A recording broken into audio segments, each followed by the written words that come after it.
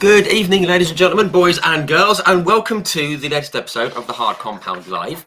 For those of you who don't know, my name's Rich and I run and operate the Hard Compound. We're a one-stop shop for all things motorsport, and we can be found on Facebook, Instagram, and on Twitter primarily, and these videos can be found on YouTube.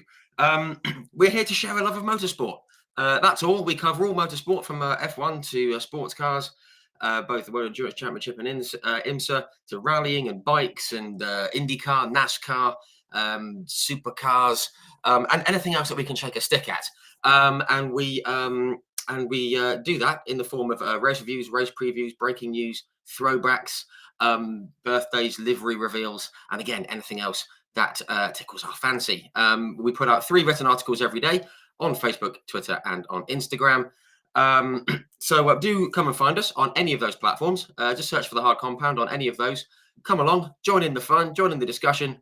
We're here to share a love of motorsport. No nonsense, no controversy. Just motorsport fans all together. In case you haven't noticed, we also do live video interviews just like this one. And just like this one, these go out on our Facebook, our Twitter, and our YouTube channel. Excuse me. They're automatically saved in the video section on Facebook and in the live section on YouTube. So do go and check them out. We've done approaching 180 of these. This might be the 180th one, actually. And we've had some fantastic guests from across the motorsport spectrum. I won't name them all, mainly because I can't. But we've had most of the British touring car grid. We've had the likes of Mr. Mario Andretti and Jackie Ickx, Chip Ganassi, John Watson, Hans Stuck. Current IndyCar drivers like Alex Palou and Will Power. We've spoken with like Stefan Johansson and David Brabham, Mika Salo, Emanuele Pirro. We had the boss of ProDrive, Mr. David Richards, on the other week. Just last week, we spoke with Mr. Derek Higgins.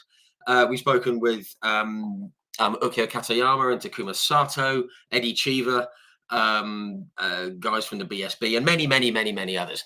So do go and check those chats out, but don't do it just yet, because we have got a terrific live guest joining us this evening.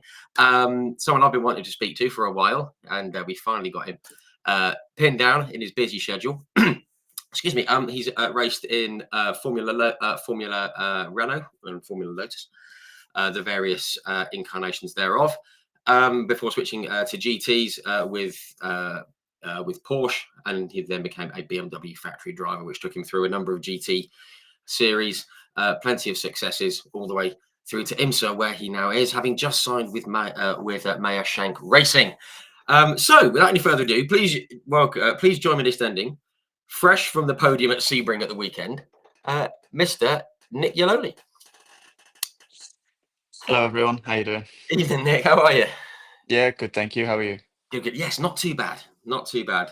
Good. That rambling intro, managed to keep it under 4 minutes. There we go. It gets longer every time.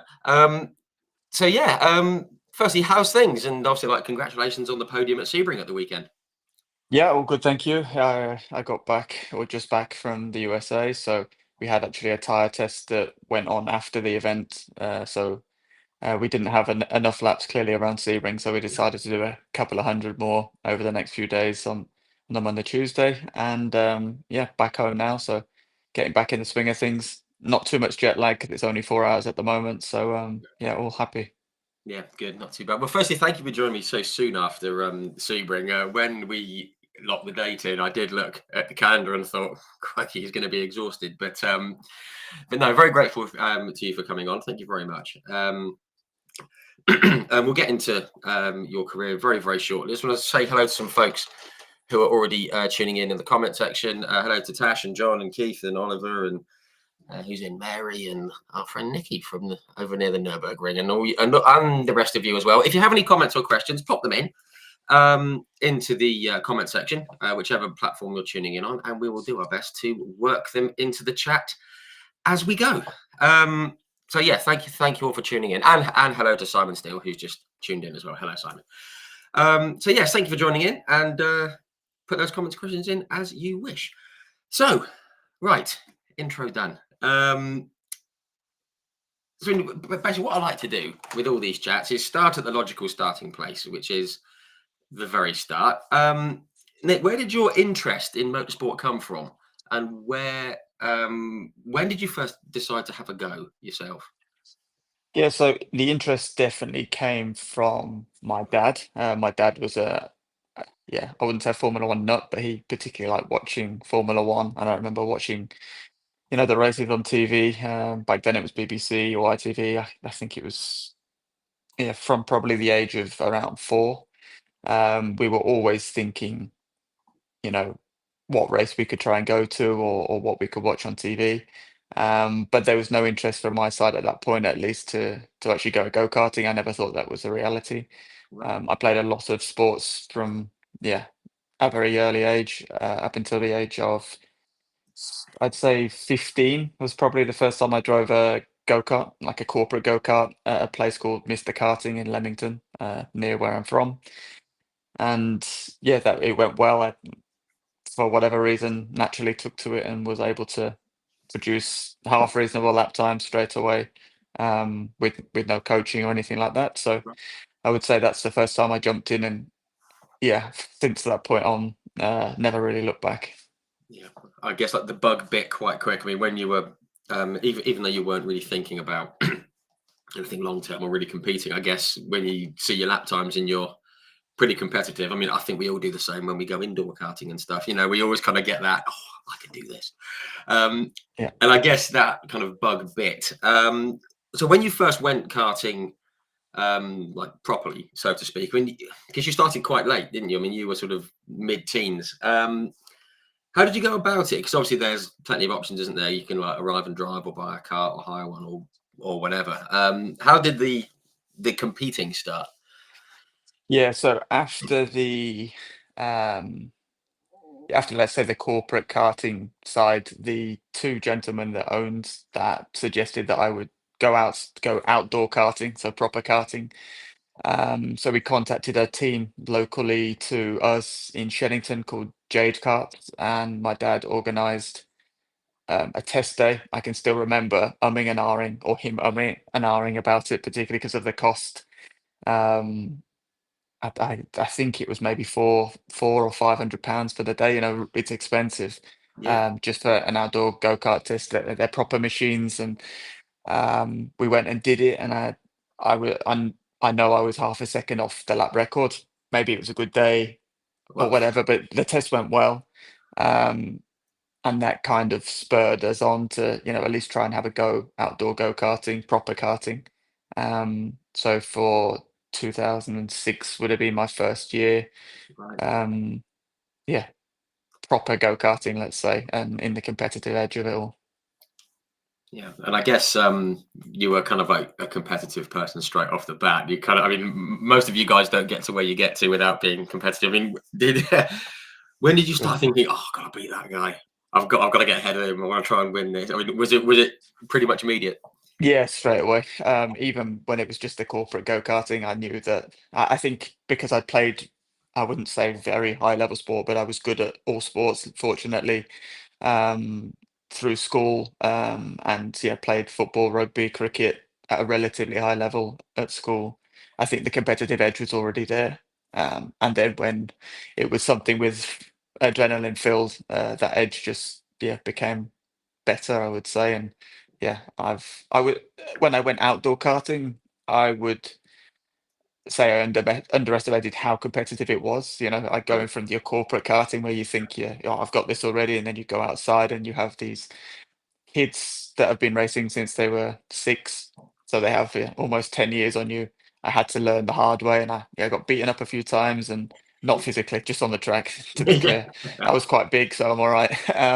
But yeah, then I learned, yeah, let's say the hard way of how to get my elbows out in the go-kart as well, and yeah, make sure I was winning races.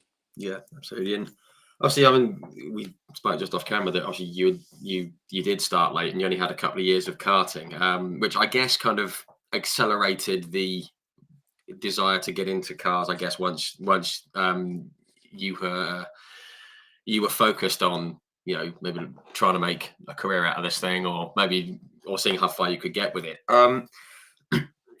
Obviously, there's costs involved with karting. It ramps up even more when you go into cars, especially when you go into where you went straight away. Was there someone that you met? Because we hear this quite often. people say, and then I met this person or this sponsor or someone who knew someone who knew someone else who helped you on your path. I mean, was that the case with you when you were moving into cars? Not when I was moving into cars. It Okay. happened later on in my career. Right. I met some people in cars that helped me turn professional. Um, at the stage where we were moving to cars, I was in the fortunate position that my dad was in number one, a good financial position, but also had friends and companies that were willing to jump on board so we could spread out the cost that way. Um, and also considering prices, I mean, I know what the prices are nowadays, and it's gone completely nuts. You Crazy, isn't can't even do European karting. Well, European karting nowadays costs way more than a Formula Renault 2 litre season did, back then. So the prices and cost of everything nowadays is insane, and we always try to do it the most cost effective way, even though that was sometimes to our detriment. Maybe if you'd had, hundreds and hundreds of thousands to spend a year or millions, you could have gone with, let's say, the best team and maybe got that um, leapfrog or jump up at a faster rate. But I was very fortunate just to be racing. So Yeah, yeah, sure. Now for those, I mean, who don't know, because normally the route is you start young, you do karting till you're 14, 15, and then you decide to go into something like the junior saloons or Ginettas or maybe go down the Formula Ford route. You obviously didn't have that time, on your side, and you went straight into the Formula Renault UK Winter yeah, Series, which is a pretty big jump from karts. And I kind of asked this to a lot of people. With their various routes, because some people say, guys who went from karts to single seaters, they say that half of them say it was easy, half of them say it was a bit of a nightmare with gearboxes and all that kind of stuff. How did you find the transition from kart to the Formula Renault? it was tough, particularly because of, I would say, not a shoestring budget, but on more that side, you couldn't go out and do new tires every test day or multiple new sets. You couldn't do as many tests as let's say some of the other guys. Um, so definitely on the back foot. I didn't have loads of karting experience to lean on to know how to extract, particularly on new tires. I struggled. Number one, because I'm not doing many, and number two, just because my lack of experience and actually not having a teammate that was, very experienced alongside me. That definitely didn't help. Um, and just a general understanding of it. I had to work very hard to get a grasp of it for the first couple of years in cars. I'd say the end of 2009 in the Winter Series was kind of the first time I really got the hang of the 2 litre Renault car with the sequential box and everything. And then they changed the car for the year after, so it was like starting again. Oh, Still a 2 litre car, but not a Dallara chassis, a Tatas chassis with the flappy paddle gearbox. So I had to try and, I actually struggled in the first half of the year in 2010 to really get the most out of the car and myself. But yeah, it was, let's say, a difficult beginning in cars. yeah, yeah, absolutely. I'm sure it was, especially when they keep changing the cars, Changing things. Yeah, I've spoke to not so many messing of around with my, it. yeah, so many of the people. I was even speaking to my now teammate who we raced against each other years and years ago, Tom Blomqvist, at dinner in Sebring this week, and we both agreed that the previous generation before the 2010 car was so much better. So All I right, wasn't the only one. Yeah. that's And he that. won the championship in 2010, so he must have liked it more than me. But Yeah, yeah, 2009 was the better car. yeah. All these years later, you think, good, it wasn't just me. Exactly. I must say, I actually got like quite a fan of Tom. I thought we got a bit of a bum deal in IndyCar. Well, that was Sure. very, very harsh. But yeah, Yeah, I mean that's he's doing motorsport right for now. you, unfortunately. Yeah, exactly. I Yeah. mean, I've spoke with a few people who have been in that boat, and it's the nature of the beast, isn't it? Yeah.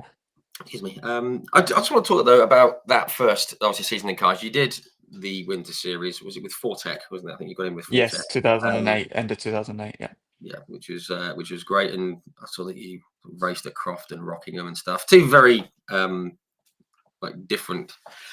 Excuse me, two very different kinds of circuits. I also saw you raced against James Collado, Henry Surtees, Harry Tinknell, and Will Stevens. So, I mean, Yep. some talented lads. But then 2009, you're in the full like the full season with High Tech Junior team, wasn't it? Even after the Winter Series, did you have any expectations going into that year of yourself, or did you set any targets? Because obviously you're still getting to grips with cars in general. Yeah, so from 2008 to 2009, I didn't have many expectations, to be honest. Sure. I think I'd had a top 10 in the wet, so I was already good in the wet. I always have been particularly good in wet weather conditions. I think being from the UK, it helps, but um, I remember getting, I think, a ninth in Croft in the wet, and I was like, okay, well, if I can be in and around the top 10, sometimes during the season, particularly in the first half, and then try and progress to the top five, that would be good. Um, I don't really think that happened much, to be honest. I did struggle. I unlocked some more speed definitely towards the end of the year, and then following into that winter series the year after. But yeah, the first year we really knew that it was going to be a big learning curve, particularly with the limited testing we were going to do. Yeah, and I guess that was kind of the aim for the year. I mean, it was kind of, just get to grips with the thing and just see some improvement, things like that. And obviously that Exactly. happened, as you said. I mean, I had a quick look at the results, and post Netterton mid-season, it kind of all picked up, and you were running consistently at the top end and everything. And then you had a couple of podiums in the Winter Series that year, which is, I guess, a shot in the arm. Yeah. Um, makes you feel like you're getting to grips with it a bit more, I would assume. But then you said 2010, they changed the chassis and the flappy pedal gearbox and all that kind of stuff. And you said that you preferred the older car, but from on the face of things, it looked like you were on the pace straight away with it. So you obviously took to it a bit better than you thought, maybe. Yeah, yeah. I mean, again, we were three relative rookies. We weren't A-Tech turned into High-Tech, ran by David Hale, who I'm still, in contact with. I saw him at the petrol station at Silverstone the other day when I was there, so I still see him, and he was my boss and engineer there. And yeah, again, we had three relatively unexperienced people or drivers with a brand new car, so to develop it correctly, without having that, let's say, leading driver or figure as Fortec may have had. Um, we struggled a little bit at the beginning, but then we really got to grips with it. I remember my both teammates, I think, won races. I think Tamas, who was from Hungary, he won definitely a couple of races. He was really fast at the beginning of the year. Marlon, I can remember distinctively him winning at Croft, and then I won the last race of the season, which helped, and had a few podiums as well. So yeah, it wasn't terrible, but unless you're top three really or top five, you're in and around that often, then you always think it's not, yeah, let's say great. Yeah, not quite what you would have hoped at the No, no, start. Exactly. I mean, I did see though you mentioned that you got your first podium at Snetterton, which was always a nice thing to get, isn't it? That first kind of that first little tick. Um, Yeah, just gives you confidence that you can do it because yeah, we'd had, I wouldn't say a rough year, but we hadn't had, the roll on from the winter series that we'd have hoped, consistently being, in and around the top three. So it was nice to get that on the board, and then thereafter we just kind of took off and started to get better results.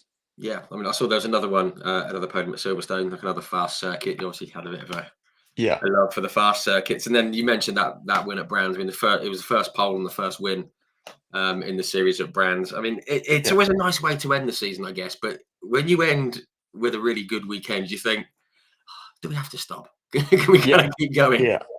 Yeah, it clicked. I think I got more and more comfortable with leaning on the car, particularly on new tires. I was always fast in the race when I was clear, but just again, that new tire peak lap, maybe I'd struggled with at that point a little bit. Um, but yeah, it seemed to click, and I can still remember the lap to this day, the pole lap. Yeah, completely the whole lap. I remember where I was on the circuit, how it felt, and how happy everyone was, particularly my boss and obviously my parents. Yeah, And I knew then I had a lot of pressure to go and win the race in the afternoon, which we managed to do. So yeah. we're very happy about that. I was just going to say, when you do a lap like that, you must think, God, that was good. And then you Yeah, get sometimes. confirmed, and then you Yeah, think you get to enjoy it for about 3 minutes, and then it's like, oh God, I've got to yeah. deliver. Don't stall. Yeah, exactly. So it's Yeah. yeah, it's difficult. I think it was a tenth and a half on pole. It was only the short track. So Wow. a 50-ish second lap from what I remember at Brandt Indy circuit. So yeah, it was not a huge gap, but enough to be yeah, on pole, and that's all that matters. Yeah. I think a tenth and a half around the Indy circuit in anything is Decent enough. pretty good going, yeah. And obviously delivered one. It must have been a great feeling to win, end the season on a high, a few celebrations, all that kind of stuff. Yeah. I did see that year you went, you did a round of the Euro Cup. Yeah. Was that the first time you'd raced abroad out in Hungary? Yes, it was, and the reason, or one of the reasons, was my teammate was Hungarian, Tamas Balkis, so we went all as like a group, and he had a big sponsor. But it's Hell Energy Drinks, I think. So they wanted him to go over, and then that obviously helped us all with costs, and we were all able to go over there. And I still remember, I think we had a bad qualifying, but we started last and second to last, myself and Tamas, and we went through the field together, like in fighting formation. It was so Yeah. much fun, and I still remember chasing him the whole race. And I can't remember where we finished, but I think there was 35, 36 cars on the grid, and we Wow. weren't far off the top 10 by the end of the race, so it was really fun. I haven't got it here. I think I had it written down as something like 12th or 13th or something like that, Yeah, yeah, that which would is make pretty sense. good, Yeah, yeah, from especially on 35th. yeah. I mean, Yeah, especially on the Hungaroring as well, which isn't the. It's not the first place you think of when you think of overtaking, is it? no, definitely not. It's one It's of the one of most those difficult. circuits as well that's completely unchanged, and it's proper underrated. I've always loved Hungary. Yeah, it's a great circuit. I think from watching Nelson Piquet go around the outside, I think it was out in the centre in about 86 or 87. He went round kind of sideways in the Williams, So and yeah. I've always loved that, and I've loved about the Hungaroring. But yeah, I guess a challenging circuit, but one that if you can overtake on it, makes you feel good. Yeah, definitely. And the great thing about the 2 liters was, I mean, it still had downforce, but not loads. So you could occasionally set someone up to get close enough. And because the race was so chaotic, people defending and then wiping each other out, etc., it was, if you placed the car in the right way, you were able to get by. And that's what we did. So it was great. Yeah, fantastic. And they've just done it up, haven't they? They're just doing it up at the moment, aren't they? The Hungaroring, which would be good to see. Exactly. See what they come up with. So yeah, that was a good sort of what's the word introduction to racing in Europe, and you got a bit more. You went up to GP3 with the team the following year. Yeah. Now, in my head, this feels like a really big jump. Nothing against the Formula Renault or anything, but it feels like a big kind of leap. Was it the Dallara, wasn't it? The Dallara chassis. Yeah, it Um, was. Good. I'm glad you said that because Yeah, I didn't want it to sound like an was. idiot Yeah, then. yeah. It was number one competition. You had all Valtteri Bottas was doing it. Mm, James Calado was doing it. People like Nico Muller, who I actually raced with last weekend. I mean, the grid was stacked. Really good drivers with a lot of experience with great teams.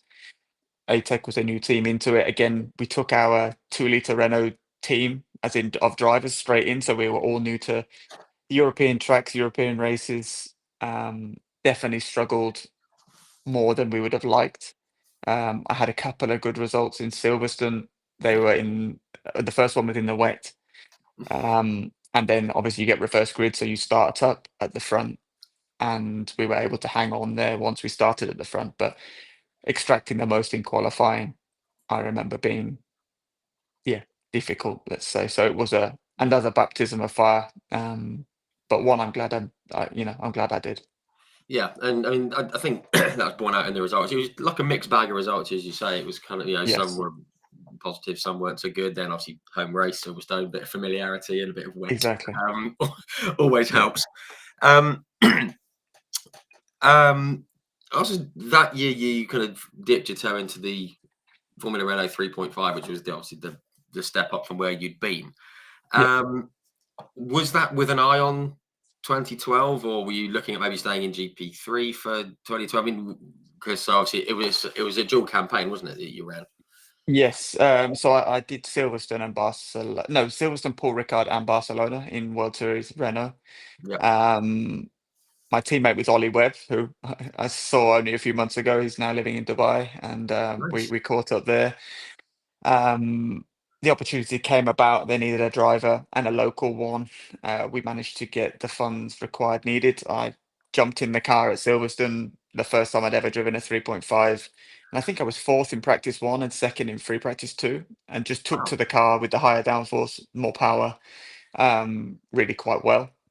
And then we finished fifth in race one, and unfortunately got disqualified for I think we were half a liter short with fuel or something like Oh, that. A okay. Yeah, miscalculation. I've actually got the note about disqualifier. I was going to ask, but yeah. Yeah, which was very. I remember being very upset actually that we'd been disqualified because I felt that it was unfair, and obviously you don't get the result that you would have wanted considering all the hard work. And I still remember being in awe of being on the grid at the time with Ricardo, Jean-Eric Verne, Robert Wickens, Yeah. Alexander Rossi, these big names. Oh, God. Um, Yeah. yeah, some great drivers, and to then know that I could mix it with them after the bit of the torrid year that we'd had in GP3, it was really nice. That performance went on to Paul Ricard. Actually, we were very fast. I think we qualified fifth in the wet or fourth in the wet for one of the races. Um, and in Barcelona, then we got a breakthrough podium actually, Yeah. and finished second to my little buddy Albert Costa, the Barcelona home hero. But Yeah. I can remember we were, You have to it let was him have like, that one. yeah, exactly, yeah, he can Yeah. have that one. He was great that day. But I think we were must have been 20 seconds ahead of third or something like that. So it was a really strong race from both our sides. And yeah, I think that validated the try and push to 2012 and race that car. Yeah, absolutely. And it sort of led into that year nicely. Just quickly, actually, you kind of mentioned Mr. Wickens there, and obviously Robert Wickens. This was before his accident. Sure. He's done incredibly well, hasn't he, to come back? Just on him for a minute. I mean, I think he came back, was it with Brian Herter Autosport in the Hyundai, Yeah. and he did. And he's done so well, and he's won loads. He's done incredibly well, hasn't he? Yeah, he has. I see him obviously in racing in the States, and he's around the IMSA paddock a lot. He was in and around RLL when I was there at BMW last year occasionally because he lives in Indy. And actually, he'll be making his IMSA debut in Long Beach in a couple of weeks' time when I'll be there. So it'd be great to Oh, share the track fantastic! with him again.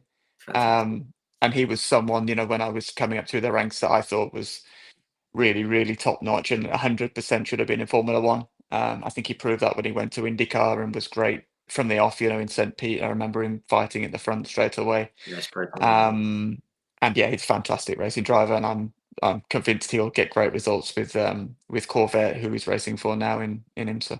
Yeah, it's just fantastic, and it just goes to show that whatever gets thrown at you, you can get through it and still do what Completely, you love doing, which is fantastic. completely. And he always comes across as a nice guy as well, from what I've seen. I've never met the guy, but yeah, comes Yeah, across as he's a nice super guy. nice. Yeah, he's a super nice guy. Very committed, very driven.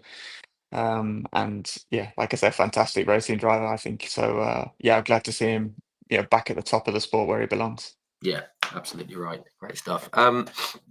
Okay, yeah, just to go on to obviously 2012, it was the full season with Comtech, wasn't it? Yeah, I'd forgotten about this. Your teammate was Mr. Vittorio Girelli, yeah. who I actually saw last year in the paddock at Brands. Had a quick chat with him in the Euro NASCAR paddock. He's a Yeah, reigning champion. cool. He's he's a lively chap. Oh, did he you still is. Yeah, good. did you guys get on well? Yeah, very well, very well. His dad is a real character, as is his mom and his brothers. So we got on very, very well. It was both our first, full year. I had a bit more experience than him, and definitely took to the car quite a lot better. But he was great fun. We had a lot of laughs, both at the track and away from the track. We spent some time together as well. And I haven't seen him in a long time. I saw him last time when I think there was a championship called Auto GP, and I was in and around Silverstone. He may have even won that championship, but I saw him. Yeah, I saw him over there. Would be the last time, but we text occasionally. And yeah, super nice guy. Yeah, no, good stuff. Good stuff. That season, obviously, you said it had been teed up quite nicely with the end to 2011 at Barcelona. Yep. Back in Spain, first round, Motorland Aragon, perfect start. Yeah. Took the win, and yeah, I mean, I guess you kind of not predicted it, but I guess you kind of thought that the pace would be there, and you could start strongly, I guess. Yeah, I mean, again, it was a new car. So from 2011 to 12, they brought a bit more power, more downforce, new car for everyone. I had an engineer who was very experienced called Paul Heath.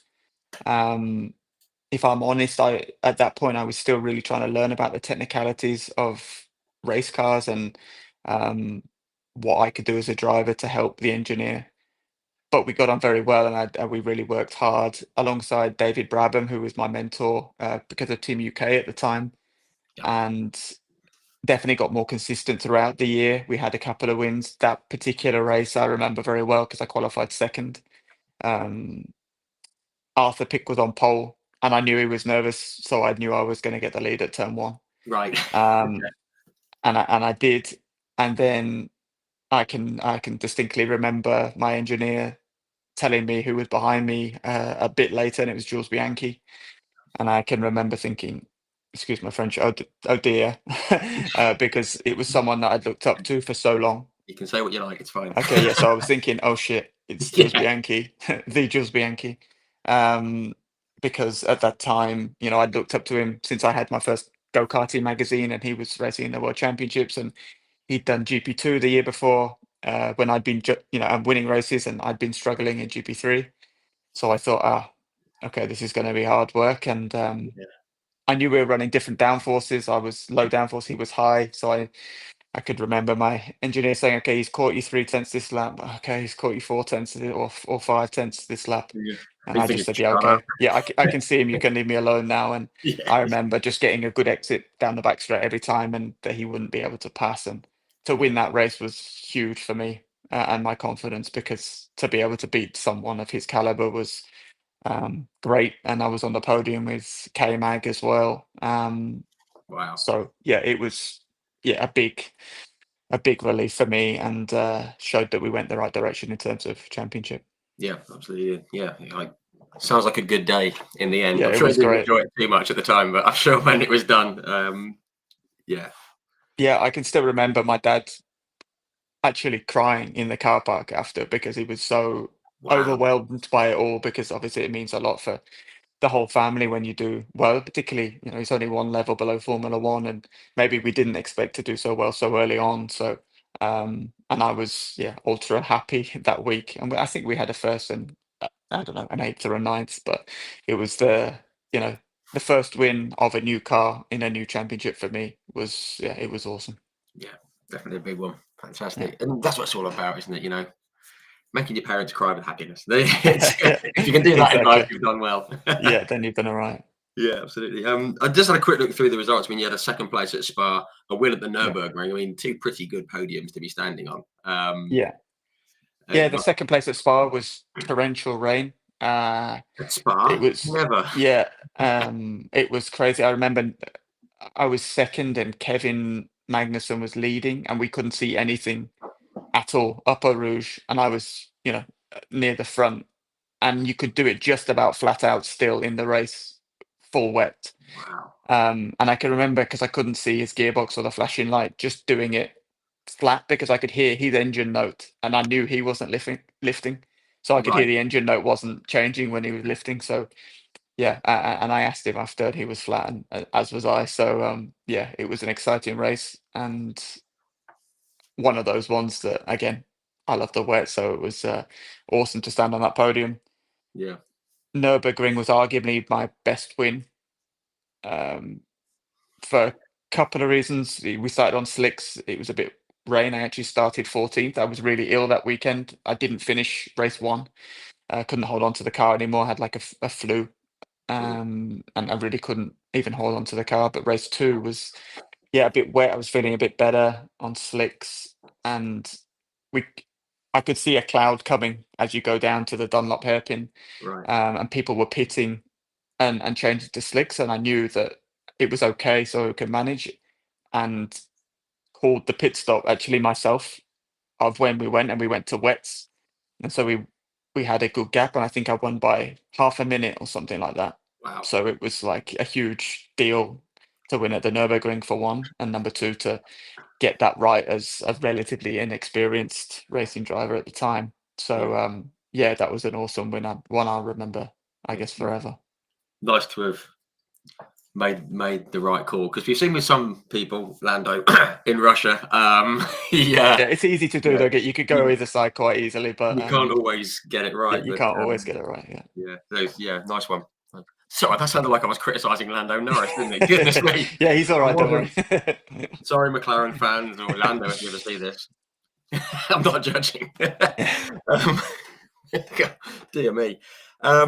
But yeah, there was a couple of rough rounds I saw in Moscow and Hungary, kind of derailed the title challenge. But you're fifth overall in the end. I mean, I guess there's always a bit of what could have been, but Yeah, very happy with it. Moscow was crap, quite honestly, and I was actually running second and fighting for the lead, and I made a mistake. My hand slipped off the clutch pedal. It was a anti-clockwise circuit, and I was pulling away with my right hand, and I usually do it with my left, and I slipped and I Oh, stalled the car. It was my own fault.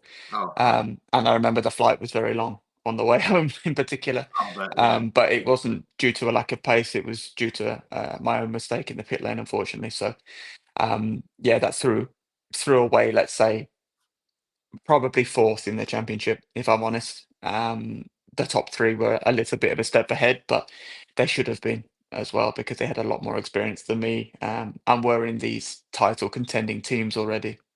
yeah, yeah. Yeah.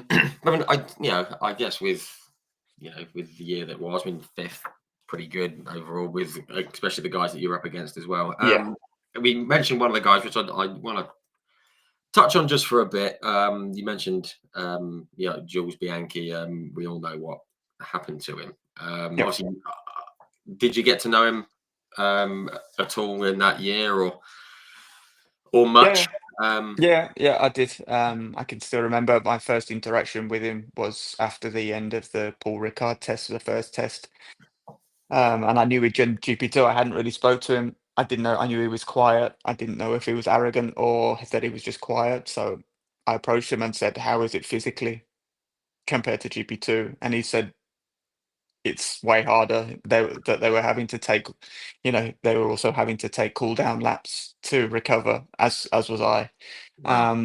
So that was my first interaction, and then obviously we shared the podium in the first round, and um, yeah, I always thought he was great, and like I said, I was a fan growing up as well, a couple of years behind him, and yeah, it's a tragedy to have lost him because I'm sure he'd have gone on to that Ferrari seat and done great things.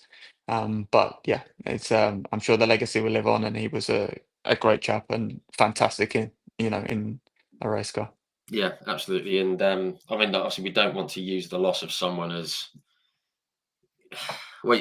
It's kind of good that with what happened, it was the last incident that happened before we had the halo and everything that came in, and Sure.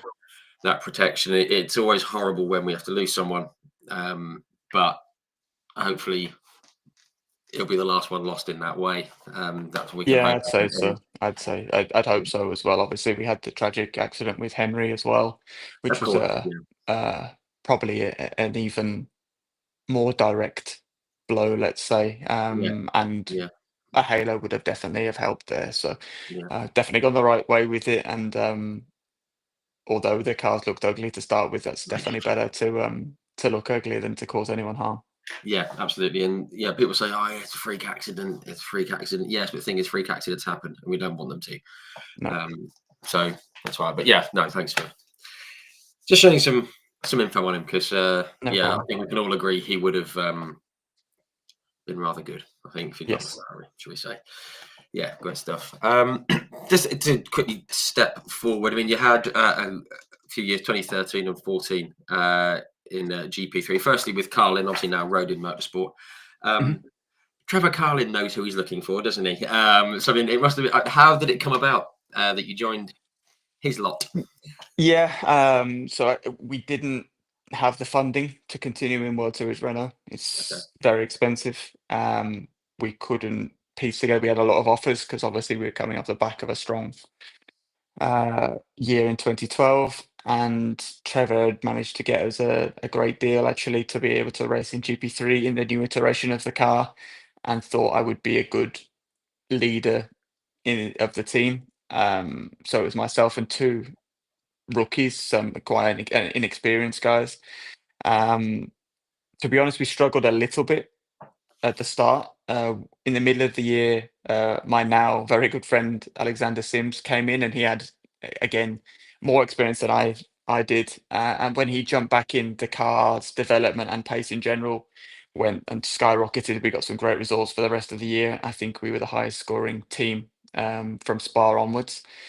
So it's a shame he didn't come in earlier, because I think we could have probably fought for the title at in 2013 had that been the case. But it was a good learning year, and I think probably the year that I really started to understand car setup and how I should be engineering the car a bit better myself, or helping the engineer myself. So it was a very good learning year. Yeah, absolutely. And obviously, with that, also like, learning was paramount. But obviously, no, the results weren't bad as well. I mean, I saw where consistently up in top six podiums at Silverstone, nice one. Nurburgring, Monza, Yas Marina, some cool circuits. Yeah, Monza, I always come to Monza on these tracks because it just looks. I mean, it's one of the few unchanged ones. I mean, I can remember when they put the Ascari chicane in and thinking, "What you're doing, messing around with it?" But it's a fantastic bit of track as well. And I spoke to a few people who have driven it. I think it was Abby Eaton I spoke with, and she got to take a Ferrari, one of the GT cars, around it. And she said she just laughed the whole way around because it was just so much fun. How did you find Monza? Was it your first or second time there? yeah, it was been my first time there. I think in GP3 it would have been, but in 2011 was my first time there in a GP3, and then obviously we went back in 2013. I can remember, I think Kvyat won the race from memory, and I can remember standing on the podium definitely for the first time, and looking over, and you can see the mountains in the background and the whole big straight, and actually all your team has stood behind you or below you, sorry. So I can remember that, yeah, very well as well. I think those races you always kind of remember, and I was fortunate enough to win the race in GT World Challenge in 2023 as well Mm, with BMW. So I managed to stand on a few steps at that podium, and nice. yeah, witnessed the view a few times, which is great. Yeah, which is lovely, lovely stuff. Must admit, I'm like also the Brit slash motorsport fan in me would love to see Lewis do well for Ferrari at Monza. Yeah, That'd it'd be be a cool. cool thing to see, wouldn't Yeah, it? it would be cool. Yeah, Yeah, it's one of those iconic kind of podiums.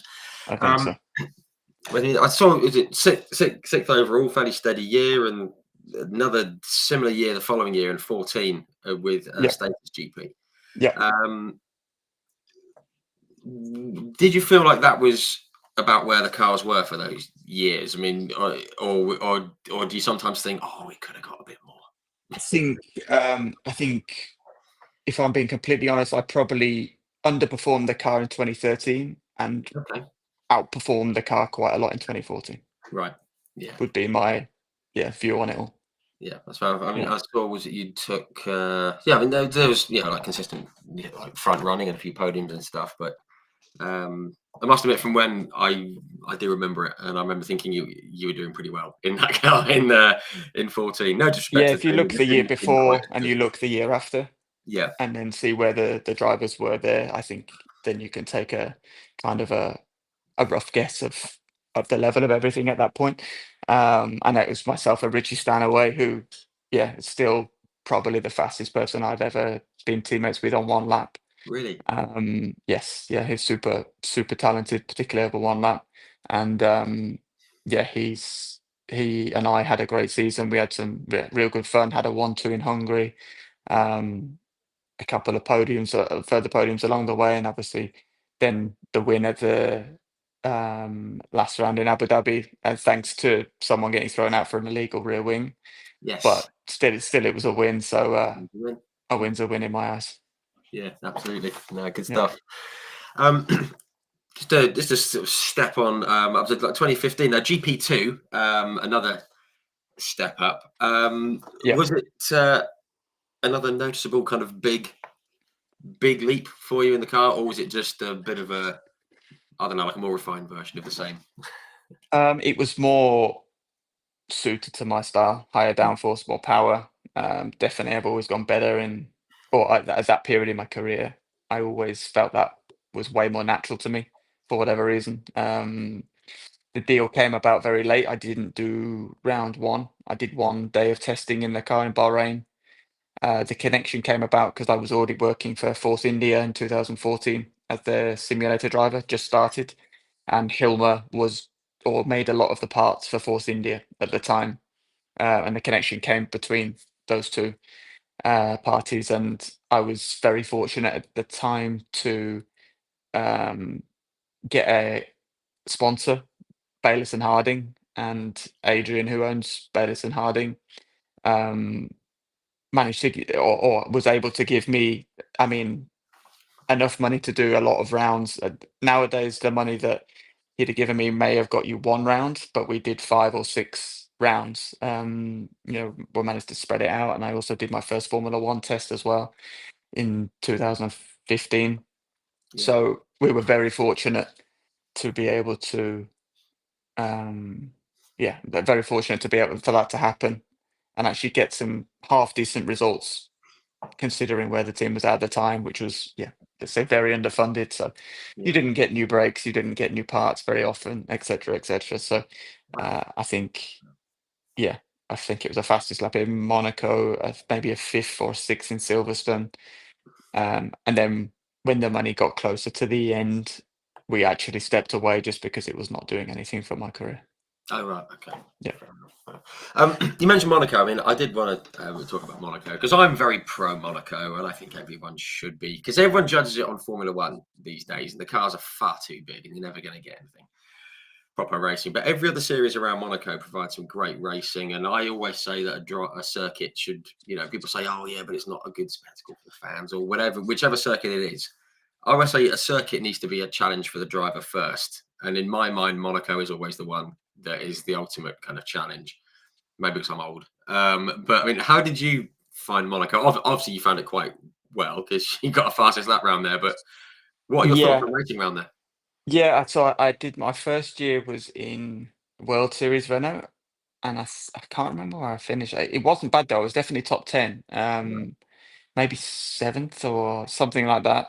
And a lot of the guys ahead had all raced there before. I think I think Nico Muller maybe was in front of me, and he was the first person that hadn't also raced there before, because right, a lot of the guys had done World Series or GP2 beforehand. So then that would have been my second time there. And I remember really pushing out the pits and trying to do a good lap, and it was the fastest lap of the race. But I finished ninth, so I didn't get reverse grid pole, oh, but I got the point for fastest lap. So yeah, I've always liked street circuits. I still do to this day, yes, and um, love yeah, street we'll racing. touch on it later on. But 2018 Monaco came good for me, Mm. so it's one of those that will hold. Yeah, I've got the trophy at home. Put it that way. And yeah, that's one you're Yeah, not going to. Yeah, yeah, yeah, exactly. you're not going to leave in the factory or whatever. Yeah. Yeah, No, great stuff. Great stuff. Okay, I mean, it was around. Actually, we'll talk. We'll talk about the F1 test in a minute because yeah. a bit later on. So Because obviously everyone loves a bit of Formula One, and it's a cool experience, I'm sure.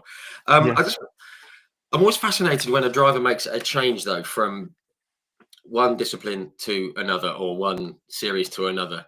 And that came into 2016, wasn't it? At the end of that season, you've been in down the single seater route, and you mentioned money there, which I guess was part of it. yeah, All of a sudden, all of you're yeah, all of it, it.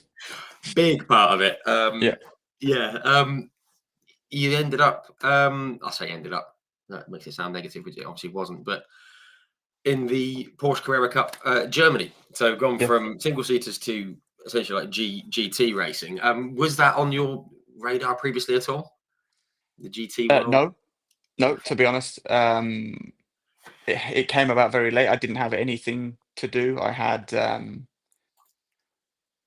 no idea what I was going to race. I thought I was done, if I'm honest. Right. Okay. My dad had said we can't raise any money. I don't have any myself. It was kind of I need to try and make it on my own at that point. Right. So Right. I understood what I needed to do, and I went to the Autosport show in January, and I saw an old engineer of mine, Richard Selwyn, who used to be co-owner of or and ran one of the cars of iSport GP2, who ran Timo Glock Yeah. and other great drivers. And he asked me what I was doing this year. I said, I don't know. I'm screwed. It's over, you know. Oh, And he said, right. call me tomorrow. So I called him and he said, you need to come with me to Germany next week to Lona. I'm working for a Porsche Carrera Cup team and they're looking for a single seater driver to make into a GT star. And I was Oh, like, wow. okay. So I went, I did some simulator driving for them on their simulator over there in Lona. And 10 or 15 minutes later, I got called into the boss's office and he offered me to pay for all my racing for that year, for 2 years actually. Wow. Um, and they would cover the hotels. I had to pay for flights. So at that point, I thought, right, I can do it. I was earning a very small amount doing the simulator work for Force India, so I could pay for my flights and get there. I did one test beforehand, and then I went into the series, pretty blindly. It Wow. was a rough start to the season, but we worked at it very hard, and then in the second half had a really good. Yeah, I actually got a podium in, I think it was Hockenheim. I finished second or third, and um, Yeah. yeah, that's what saved my career. Because if not, yeah, I don't think I'd have been in the position I am now. That's for sure. But I don't think I'd Wow. have been able to put anything else together.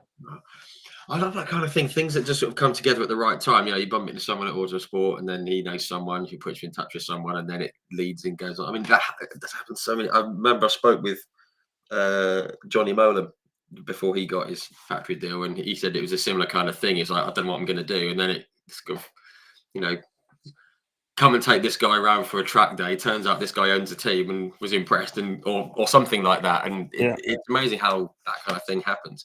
yeah. Um, I can't believe you went straight in after one test. Goodness me! And you went into, was it Oschersleben, wasn't it? Which isn't the easiest.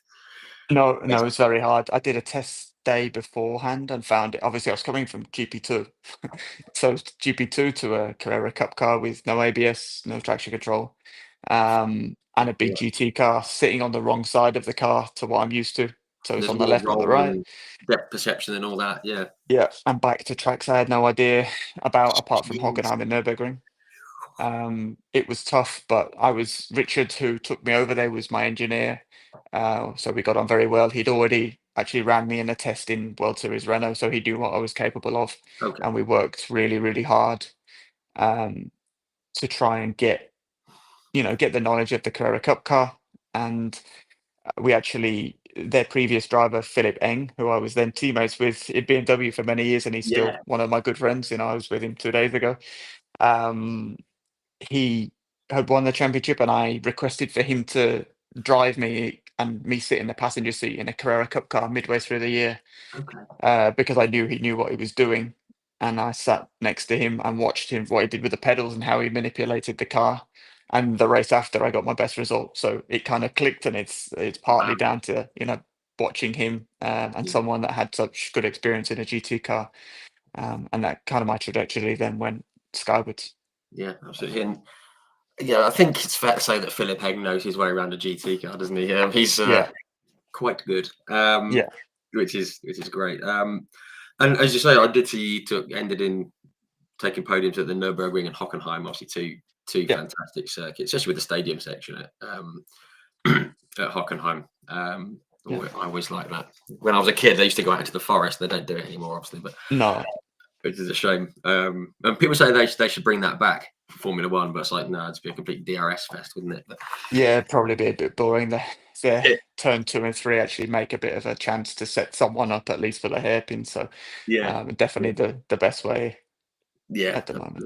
absolutely right. You sort of touched on the upward trajectory. It started sort of 2017. I mean, I've got notes here. It felt like a breakout year from the outside looking in. Yeah, And you're in the title hunt straight away. I mean, I guess you kind of knew you were going to be competitive with what you'd learned from Philip and the year before. Um, but you took, yeah, I had a quick look at the results. I mean, podiums pretty much everywhere. I mean, it was a really sort of strong year. Wins at Norris Ring and Nurburgring and the Saxon Ring. I like the Norris Ring. It's another one of those people don't like it, but I love it. And you yeah, seem to go quite well there.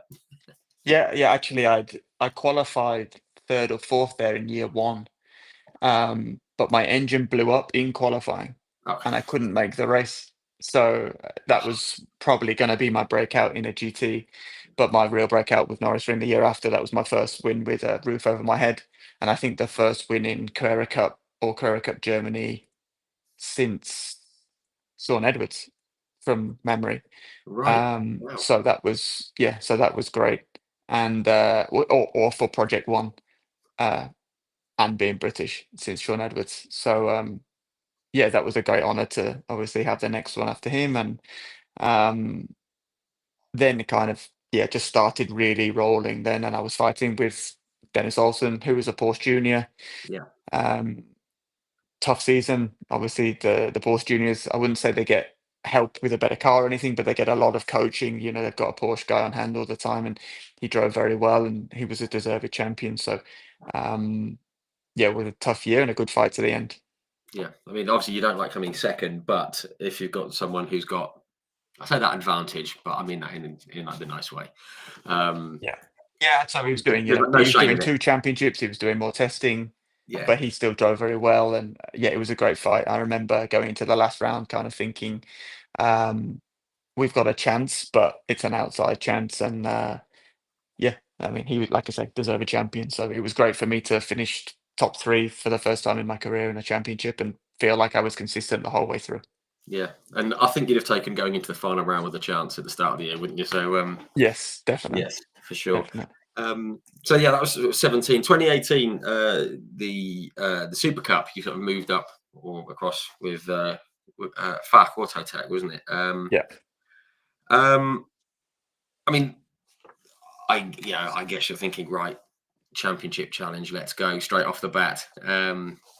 Or was that kind of where you were thinking? Yeah, you kind of have to, don't you? Sometimes. Yeah, of course. I mean, I knew I should be fighting at the front. It's a very different championship because you're Yeah, racing on F1 rubber on a GT car with Michelin, so it's very different to racing on DTM rubber as per the couple of years before. The limited amount of track time. So I'd all the tracks that I'd been to before, I'd driven last in a GP2, which is 25, 30 seconds a lap faster. So it was quite difficult to bring myself back of where my reference markers and normal view was of what was fast and what was not. But yeah, I mean, the only person that won me or beat me, sorry, was Michael Amamola, and that was his third year in a row of winning the title. So yeah, he had, I think, been in Carrera Cup for 8, 9 years and doing Super Cup as well. So to only miss out by 6 or 7 points or something like that was a very, very strong year. And I don't think I finished outside the top five or six um, the whole year. So a very consistent year and some great wins, some good podiums, and something I think we can be very proud of achieving second in my first year at Super Cup. yeah, absolutely. And you mentioned Michael Amamuller. I mean, he knows it inside out, doesn't he? And as you say, to be to within a position or two of him over the course of a season, certainly no mean feat. Now you mentioned Monaco 2018; it all came good. I remember this. I do remember because I remember sort of seeing this, and obviously you've got to cheer on the Brits, of course. As Brits, Yeah. you've got to cheer on the Brits, especially in international series. Monaco F1 support race. Um, it went quite well, didn't it? Obviously, you said you'd raced like Monaco a couple of times before, but obviously a completely different beast in the Porsche. And basically, you kind of nailed it, didn't you? Yes, yeah, definitely nailed it. I remember the pole lap, I can still remember that very well. And I remember going into some corners thinking I wasn't going to come out the other side, and I did. So I knew it was going to be a good lap. Um, and actually, it was 2.5 tenths clear. So it was a very good lap. And I can remember my dad coming again to me with tears in his eyes in the pit lane. Because, if you put it on pole there, you can screw it up, but you've got a good chance of not screwing it up, because it's quite hard to pass. So I'd done the biggest part of the job, let's say, on that Friday, because you qualified on the Friday, and then I had a whole day on Saturday to think about not screwing up the start before doing it on Sunday. So Yeah, yeah, um, I twitchy. didn't get a bad start. I was very nervous. I didn't get a bad start, and yeah, had one little twitch in the race where I had to overtake a back marker and actually clipped a wall a little bit, but fortunately didn't cause any damage. because we were lapping someone and he didn't get out the way properly. But yeah, was yeah, probably my first huge win Yeah, because yeah, World Series Renault, yes, yeah, beating some of those guys was massive, but to win on on F1 weekend and at yeah. Monaco, and go to dinner with the Prince that evening and stuff like that was pretty pretty mega. Yeah, that's fantastic. I remember seeing it. I don't think it was shown live. I can't remember, but I remember sort of seeing it and just being absolutely chuffed to bits. Yeah, because I thought, well, Yeah. we've got a British winner in Monaco, which is always a great thing to have. And yeah, I'm sure that's one that's going to stick with you, rightly so. Definitely. Obviously, my dad was there. My now wife Emma was there as well. So, and she never cries, and she did that day. So I remember that well. Um, and yeah, so to have friends and family there was awesome and something obviously I'll remember forever. Yeah, you can always say that I've won on F1 weekend in Monaco, which is Exactly right. It's pretty cool. very cool. I'll be Yeah. dropping that in left, right, and centre. Honestly, yeah,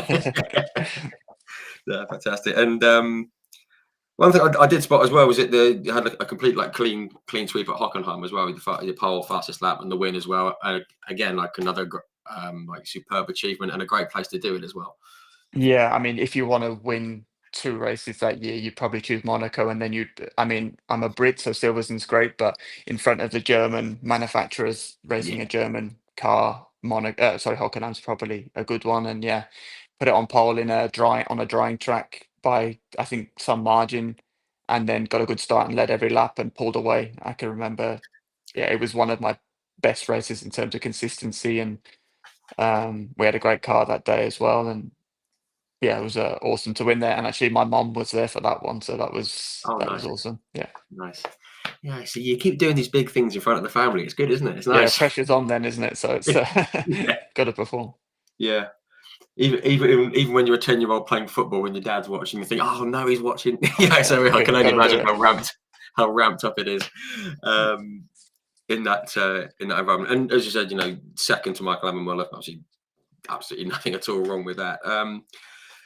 But obviously, 2019. I mean, quite a big change for you, quite a big deal with like joining BMW as a factory driver, no less. How did all that come about? I mean, were you looking at sort of staying in the Porsches, or did you get a phone call out of the blue, or how did it Yeah, come about? so you actually have to rewind a number of years for it to Okay, kind of, so actually in 2012 is the first time I ever emailed BMW.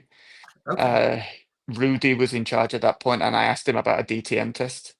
He did reply and told me there was nothing available. I tried every year after that. Um, and yeah, I mean, I got a no quite often, but that was fine. I was asking. I was also asking Mercedes, but BMW for whatever reason. I think because I was watching them in DTM so often was the one I was really targeting. Then we had Adam Baker in charge after that, and I'd asked him if there was any opportunities and told him I'm now in GTs. Have a look at me. I'm doing all right, kind of thing. And after my first race win in Norrisring in 2017 in German Carrera Cup, I got back to the truck and my phone was ringing and it was a German number. I answered and he said, "Come to the BMW trucks now." It was DTM was on the same weekend, so Oh, right. So I you got just jumped changed at and it. ran up. And he says, "We want you to test the BMW M6 next week at Lausitzring." And I was like, "Whoa, okay, cool." So Wow. obviously, they paid for everything. They didn't pay me at that time, but they paid for everything. I went there to Lausitzring. Um, and Philip Eng, who was a factory driver there, I remember him being there in the car, and I knew he was, and always has been, the king of Lausitzring. He won his first DTM race there. He's been very Yeah. fast in GTs, and I was only a couple of tenths off him in my first time driving a GT3 car with the brake, with ABS and that car. Um, we had a chat after. It went very well. They said they liked me. And actually, I got a call to do the full season really late in 2018 with Rover, but I'd already signed to do Super Cup. Right. So I ended up doing the races that I could. So I did Silverstone and Paul Ricard for them. Um, I was paid a nominal amount, a very, very small amount, but it was my first like on track earning cash that wasn't prize money. And they both went very well. and at the end of that year, I got asked to fly to Munich. And I then met Mike Crack, who signed me at BMW and now is at Right. Aston Martin, where I currently still am and still do the simulator work, 11 years later. Wow. So yeah, we're still in touch. I had lunch with him last week, or 2 weeks ago, sorry. So it kind of goes full circle, and Yeah. that's how the BMW thing came about. And in 2019, I was, yeah, let's say fully fledged paid factory driver, which was, always the dream. Yeah, that must feel amazing.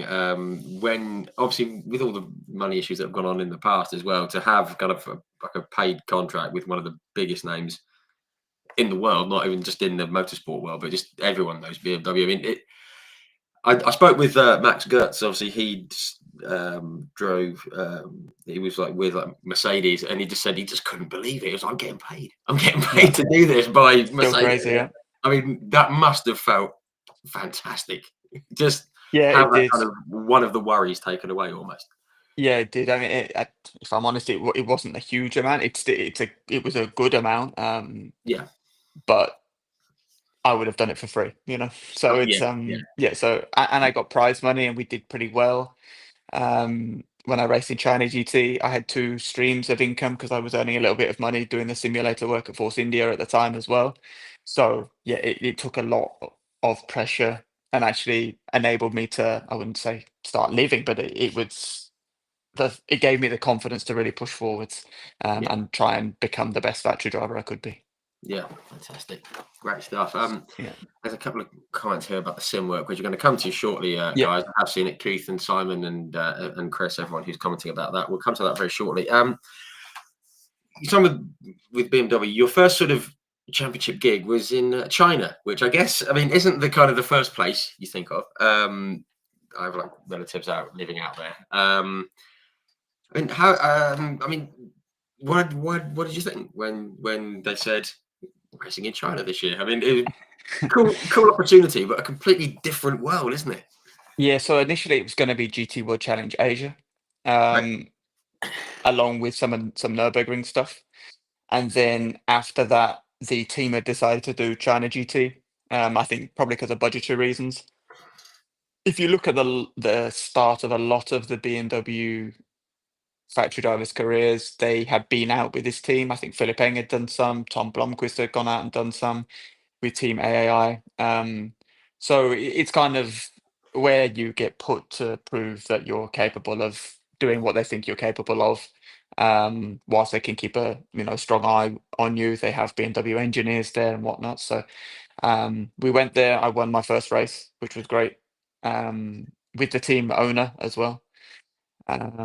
So that was awesome and a good start. And that year we won maybe three or four races. We won back to back in Tianjin.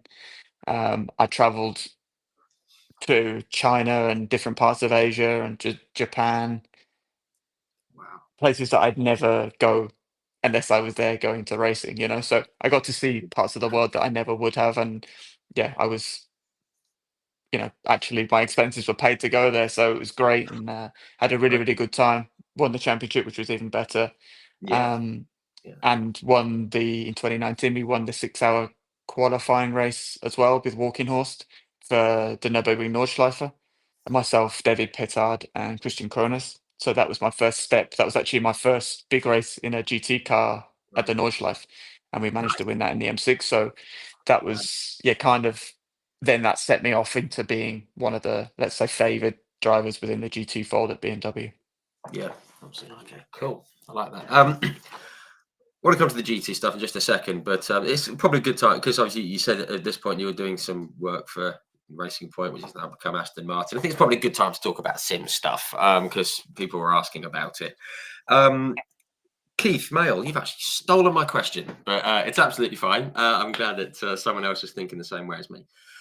He basically just said, how does it work, the simulator? He says, I assume you get to drive the actual car, which you have done. So you have something to reference while driving the sim, so you can make a decent comparison. I guess that's how he sees it. I mean, I was just going to tack on to that. How does what you do in the simulator relate to I don't like the real world, but to the being out on track. Just I was wondering if you can give us some insights on that because obviously it's a new part of motorsport, isn't it? The sim Yeah, side of so I things. started there in 2014, um, so a long time ago now. I would do anything in the region of 60 to 80 days a year in the sim, so a fair amount. Wow. It's got less now. I've got busier racing programs, so it's like 40 days a year now, 30 between 30 and 40 days a year now. Um, and yeah, I mean, I'm lucky enough to have driven the car a fair amount of times now. So I tested the Force India in 2015, the Racing Point 2019, the Aston Martin in 2021 in Abu Dhabi, and last year as well in Silverstone. I did a filming day for them, so got a little feel of how the current car is. And it helps a great deal in order to cross correlate, number one, how the simulator works and feels underneath you with the moving platform, how the tire model is correlating, how all the systems are working, and just generally to make sure that before the race drivers come into the simulator, you're kind of in a window where that they can then finish the completion of setup. We do a lot of race weekend support. For example, it's China on Friday. I'll be in the simulator this Friday, doing the race support for the free practices. And actually, if I'd have been at home, I'd have done it for uh, Australia last week as well. Okay. So yeah, I think that's a huge part of simulation and simulator world now. We have a couple of other simulator drivers within Aston Martin, so we can try and spread out the workload. And yeah, I love it. I think it keeps you very technically sharp. And obviously, you get to compare your data against Fernando Alonso, against Stroll, against other great drivers, Yeah. Pretty and cool. see what they do and maybe try and mimic it if they're better or not if they're worse. So yeah, Yeah. it's quite cool. Wow. That's cool. I totally love that because, as I say, it's a new kind of facet to motorsport, isn't it? The whole sim thing, and I don't know. Every time people talk about sim and how it relates to how the sim feels to the car and everything, I always think of that line in Rush where with like Daniel Brawl playing Nicky Lauda, and he says, "Oh, I was given what was it an okay face but a really good ass or something." He said, and you can feel how it all works. And that always puts me in mind of that for some reason. Um, but I guess getting the sim as accurate as you can to the real world, to being out on track and everything. Is kind of key, isn't it? And it's just a different way to get feedback and things like that. But I mean, does it feel quite good when you go a bit quicker than Fernando Alonso? It doesn't happen often, but but I mean, yeah. Again, it's in the sim world, so it is slightly different Yeah, to the real car. And there are tricks that you can use in a simulator if you drive it often that enable you to go faster. But in the real car, look, he's a multi-time world champion in both Formula One and WEC, so I'm sure he knows what he's doing. It would yeah, be awesome though to be his teammate in something, and oh, how cool would it be to be his teammate in a sports car at some point in the future? I would love it, and really, try and be like a sponge and learn from him because he was the first Formula One star that I really took to because he was the one challenging Michael Schumacher yeah, when I got into motorsport 2005, 2006. So yeah, it would be pretty cool to be able to be his teammate one day. yeah, absolutely right. And I still want him to go and win the Indy 500 as well. I'd love him to do that. I think we all would.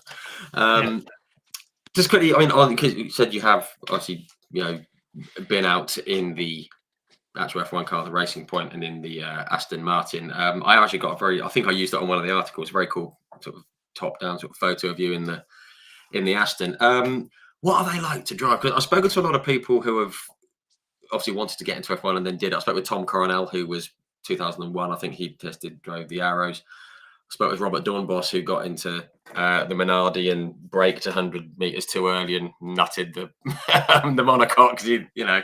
Um, just what are they like to drive? I mean, obviously the speed's one thing, but the braking and the downforce must be something else. Yeah, I mean they're awesome. At the time in 2015, they weren't that much faster than GP2, to be honest. So I think they may have been only 3 or 4 seconds, at least the Force India compared to my GP2 Right. qualifying time. So that step wasn't massive. They're a lot more technically sound. It's like a GP2 is like driving something with no suspension, really, really stiff, and an F1 car was like driving a super smooth bus. It's very, very fast, but all the suspension works perfectly, and everything's very well tuned and smooth and works as you'd expect. In 2019 was, let's say, the peak of the F1 car I probably had driven. In terms of speed, number one, we had a pretty good car at Racing Point at the time. I did Mm. 2 days in Barcelona and did 124 laps day one, 122 day two. So my neck was tired. And I really got a good feeling of the F1 car that week. I was fast. I was competitive in terms of lap time and got back into single seaters. And the only way I can explain an F1 car is like going on your favorite theme park ride, the fastest one you can imagine, but you're in control. So that's what you can't explain the speed. So That's they're great. so fast that it's the braking capabilities, I don't think you ever really get used to, and also the high speed. You Yeah. just always shocked. It's like, oh, it can really brake that late, or I can really keep that flat. And it's magnificent considering how heavy the cars are nowadays. It's amazing to see their capabilities, and obviously an honor to be able to have driven, yeah, what, 3 or 4 tests in my life and not had to pay for it, which was nice. Yeah, yeah, that bit helps. Yeah. Because that was a back pocket. I mean, just quickly on that, I mean, obviously it's a completely sort of low grassroots kind of level to it. I did a few laps. It was up at Bicester Heritage in the aerial Atom, and some people were just going around just feeling it, and I'm thinking absolutely not. Just get your boot down and see where see where your talent runs out. And I put my foot down in the aerial Atom, which is obviously nowhere near what we're talking here, but and then the speed of it, you start thinking, "Oh my god, what am I doing?" And then you hit the brakes, and the thing stands on its nose, and you think, "Should I have done that?" I think I locked up, which I was quite proud of actually. But that's the thing, isn't it? I mean, obviously, it's magnified X amount of times in an F1 car, but it is incredible, isn't it? When that deceleration and you know, it's an amazing feeling. Yeah, I Probably, mean, it's, you can't it's really probably get better a than going back the proper. other way. Yeah, I mean, you can't really get an idea until you've actually felt it, but an idea in speed is at the end of Barcelona at the straight there Mm. in the Racing Point, you were doing just under 330 kilometers an hour. And there's the 100-meter board, and then there's a service road maybe 20 or 30 meters later, and you were braking at the service board or just at the service road Wow. down 4 gears and turning in and then flat through turn two and three. So it was just to get used to your brain. And actually, it's amazing how your brain does get used to it. But the forces on the body, you're going from 330 to, I don't know, probably 200 kilometers an hour slower within 70 meters and then flat out already on the throttle again. So Great. it's a abuse to the mind and the body, Yeah. but it's awesome. I'm glad you used the word abuse because that, Yeah. yeah, it's punishing. Yeah. Wow. Yeah, so people that think, racing drivers aren't fit, Yeah. yeah, they obviously haven't felt forces because you can't breathe. When Yeah. you've got that force on there, you can't physically take a breath. So it's like holding your breath all the time and getting the air squeezed out of you, whilst Wow. trying to not crash, whilst maybe changing a switch or two on the steering wheel.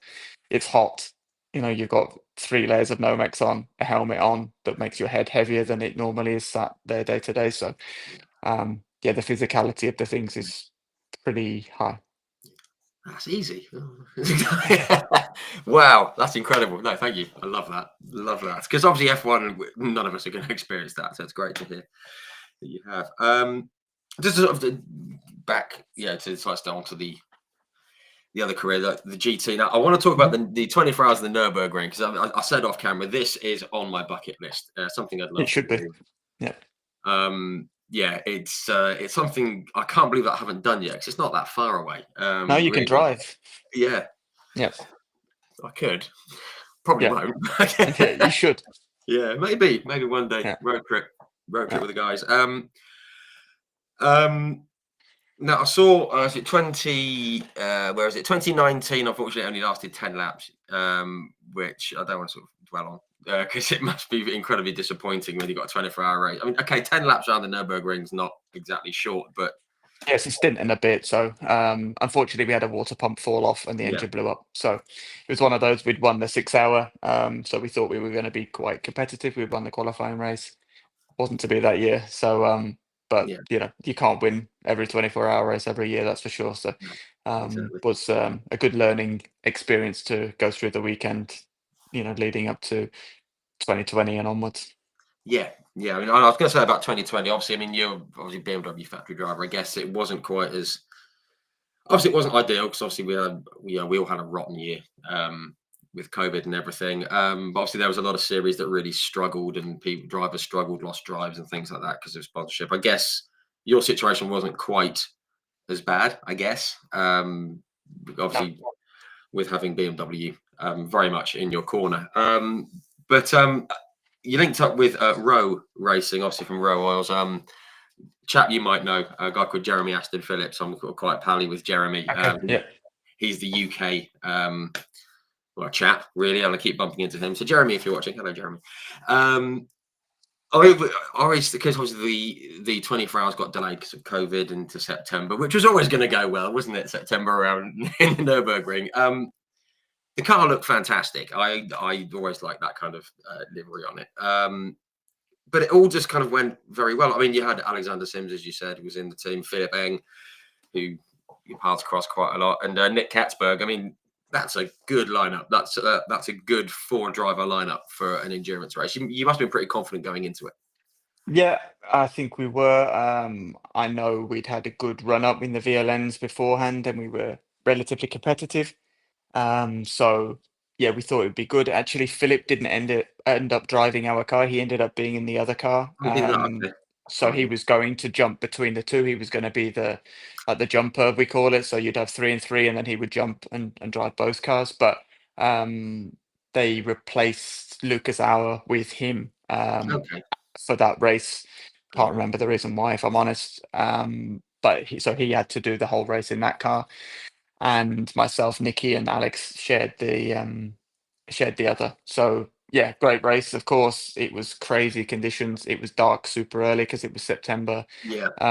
Very very wet, foggy. I was in the car when it was red flagged, and You know, I can that's still pretty good. Yeah. remember. I can still remember skimming through some grass the wrong side of the curb next to a barrier after Flugplatz, which is one of the jumps, Yeah. um, due to not being able to see, Good lord. and then it being red flagged and thinking, well, okay, this is not ideal. Mm. And actually getting a few hours rest, we went back to the hotel, getting a sleep, and then starting again. Um, it dried out. We were very fast in that race in particular. I can remember hunting down an Audi, I think with Bortolotti driving and bringing us into contention. Um, and then Nicky brought it home, and we chose the right tires, which was a great call from Rover at the time. Um, and Nicky in wet conditions and in dry conditions is great as well. So Yeah.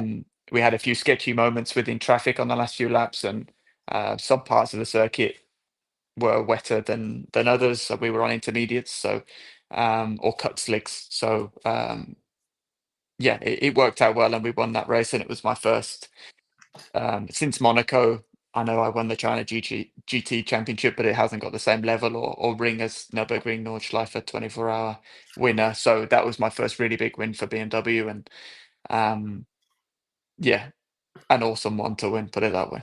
Yeah, and again, nice one to have on the CV, but also in German machinery as well as a factory driver for BMW. It's pretty common. Again, I spoke with Max, and he said he wants to. Yeah, Max Gertz. He said he wants to win it with Mercedes.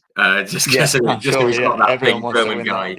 Yeah. German guy, Nurburgring Mercedes, but you've beaten him to it. So that's good. Yeah, you got the BMW, yeah, the German mark, which is very cool. Yeah, brilliant thing to have. The race hasn't been that good to you since, though, has it? It's kind of taken with one hand and sort of pushed away with the other, isn't it? It's just not quite. Unfortunately, yeah. So I actually qualified the year after on pole, 2021 in the wet by 2 or 3 seconds, which was great. It was completely nuts. It was actually the video's online somewhere on YouTube. So if the people wanting to watch it need the link, I'm sure they can find it on YouTube. Yeah, It was monsooning down, particularly in the last couple of sectors, and yeah, we had a great car that day. The BMW suited it, and I love driving in the wet. So we were on pole. We were actually leading the race when we broke down. So Philip was leading the race when we broke down, and yeah, it's what it is. I mean, I'm fortunate enough to have won the race, so um, it still hurts, but it wasn't ideal. 2022, I think one of my teammates crashed. 2023, I actually crashed, which I know people say, "Oh, you crashed," but it's flipping easy to do there with the different traffic Well, and weather yeah, conditions, to be honest. And then yeah, and then I didn't do it actually last year because there was a clash. So yeah, unfortunately, I didn't race it last year, and I won't race it this year because there's clashes again. So yeah, yeah. One day we'll get back, win number two. yeah, would be Yeah, nice. yeah. I don't think anyone can ever be too critical of anyone who has an incident on the Nordschleife. I No, think I think everyone has. That's why everyone knows how it can bite you. It's yeah, possibly well, it is the most mental circuit in the world, and it's great. yeah, Yeah. yeah. I mean, honestly, if I went around on a bloody mobility scooter, I'd probably end up binning it. So I'm not gonna. Yeah, it's very easy to do it. It's also obviously in a GT3, you're the fastest car, but you Yeah, come across the small Dacia yeah, doing 150 kilometers an hour slower through the apex, and you've got to deal with that. And yeah, it's dark, and it might have been raining, and the different talent levels of some of the amateurs that are driving there, you have to judge with these huge closing speeds. So it's yeah. yeah, it has to choose you that race. Everything has to go right. Yeah. Everyone mentions the Dacia. Everyone, everyone Yeah, because it's mentions always it. in the way. So, It's always there. yeah, Lap it 30 times, whatever it is. yeah, Yeah, no, good stuff. And obviously with being at night and everything, it's hugely tricky. Just another couple of bits I want to pick up though, just from that year. Anyone who watches this, I mentioned it off air. I love Indianapolis, the Indianapolis 500. Any race that is there, it's just got something about it. Um, you took second in the 8 hours there on the road course. It's just a cool place to go racing, isn't it? yeah. It is very Yeah. cool. I got a podium there also recently in GTP in the last couple of years, Yeah. and have been very fortunate to do relatively well there. It's a cool place. It was the week after the Nurburgring 24, so we'd gone from winning that, we all flew over to Indy, and then we had a 1-2 there as BMW as well. So it was a pretty good stretch of race weekends, let's say. That's two Um, good weekends. yeah, and to do it with your teammates and friends was Yeah, obviously awesome. So yeah, Indy's been kind to me, and yeah, another great weekend it was. yeah, fantastic. Obviously, we'll come to this past weekend very, very shortly. But you made your IMSA debut there at Sebring, I believe it was that Yeah, year, wasn't it? yes, it Obviously, it's was. famous for the bumps. We all know the bumps. And there was a video. I forget who put it out. I think it might have been. Was it Marshall Pruitt? I think on Twitter he put out some of the cars, some of you guys going over the bumps. You could hear the engine change and the bounce and everything. What's it like the first time you go over them? Because obviously we all know about them, but what's it like when you go over Yeah, them the first time?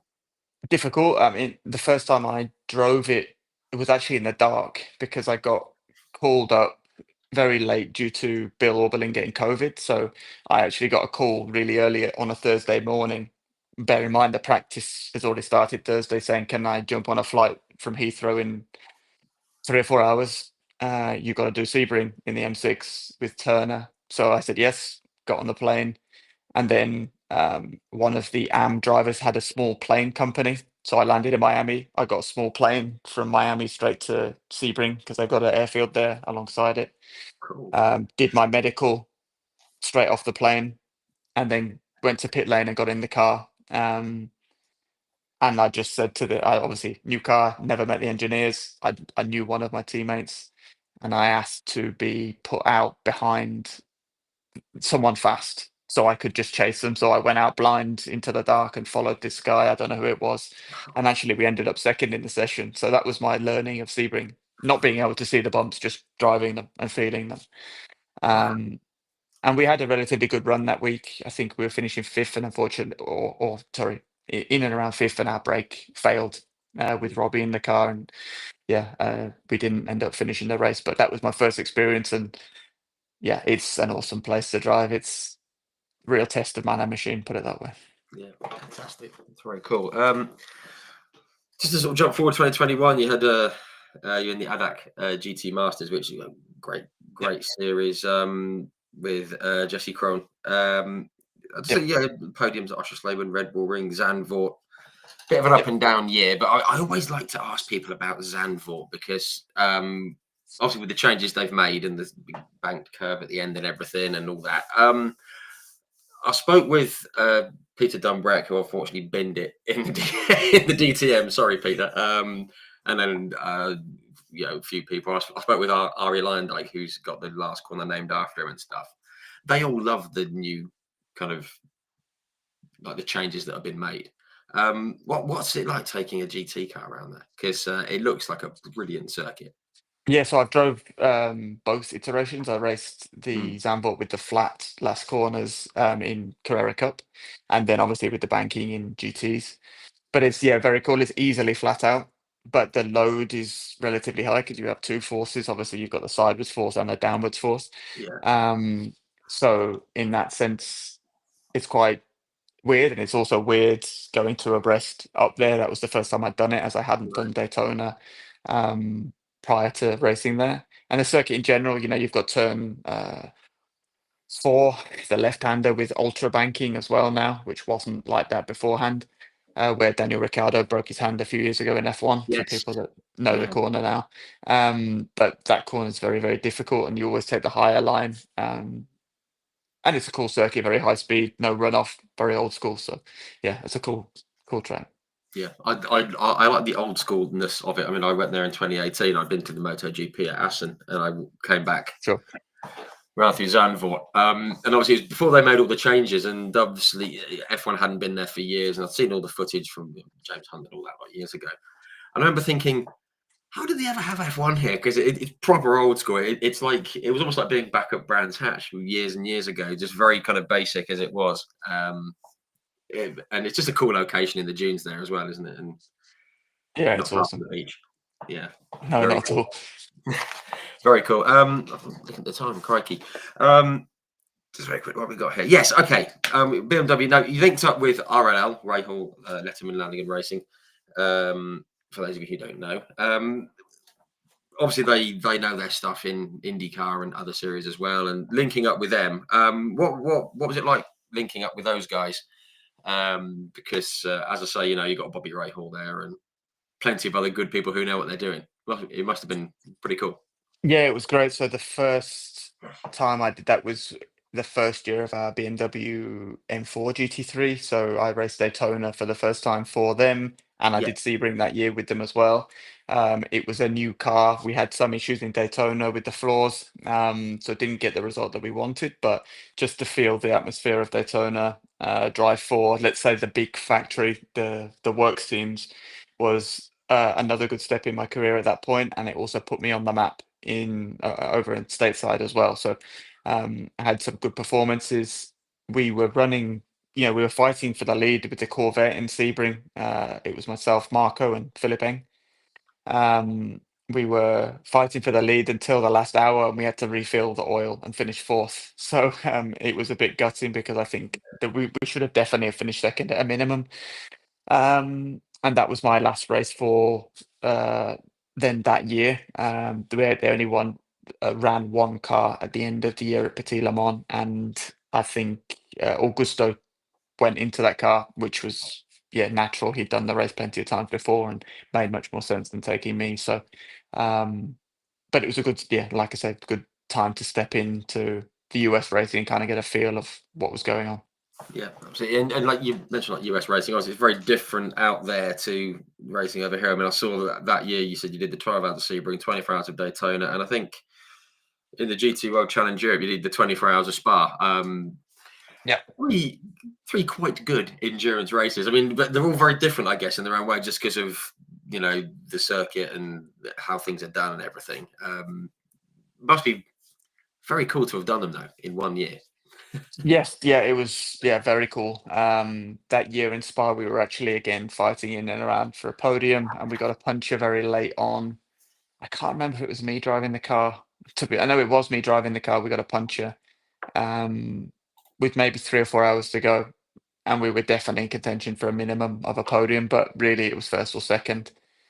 So to get 20 hours into a 24-hour race and have that issue wasn't ideal. I'd much rather it had just happened in 3 hours, three Yeah, hours in, so maybe you've got a chance to claw it back. But um, it's what it is. That year was a good year. We struggled a little bit again. One of the first years for the M4. What happens with the M? Well, any car that comes in or brand new car, each series kind of feels out where the balance of performance is needed to be as well. So I wouldn't say it's a learning year, but the series itself are learning what the car's capabilities are and where it feels it should be fast and not. And that set us up for a great 2023 in the championship there, where I dovetailed that with my IMSA commitments. yeah, yeah. Which leads me on actually very nicely to the next bit. The IMSA, excuse me, the IMSA sort of step up, I guess. GTP, which I love. I absolutely love them. I'm insanely jealous of anyone who gets to drive them. What are they like to drive? Because obviously this was still with RLL. Your first taste of the GTP, I guess. What was it like? Again, I mean, I keep asking the same question. What was it like? But I'm intrigued. Yeah, cool. I mean, there's very at the time when the first rollout happened, I wasn't there at the first rollout. I was racing, but the first test I did, which was in Barcelona, um, to be honest, I felt very comfortable straight away. It was more back to my roots, higher downforce, more complex cars. We had the hybrid to try and integrate a lot of software and systems, which we still have to make sure are working perfectly, even still to this day.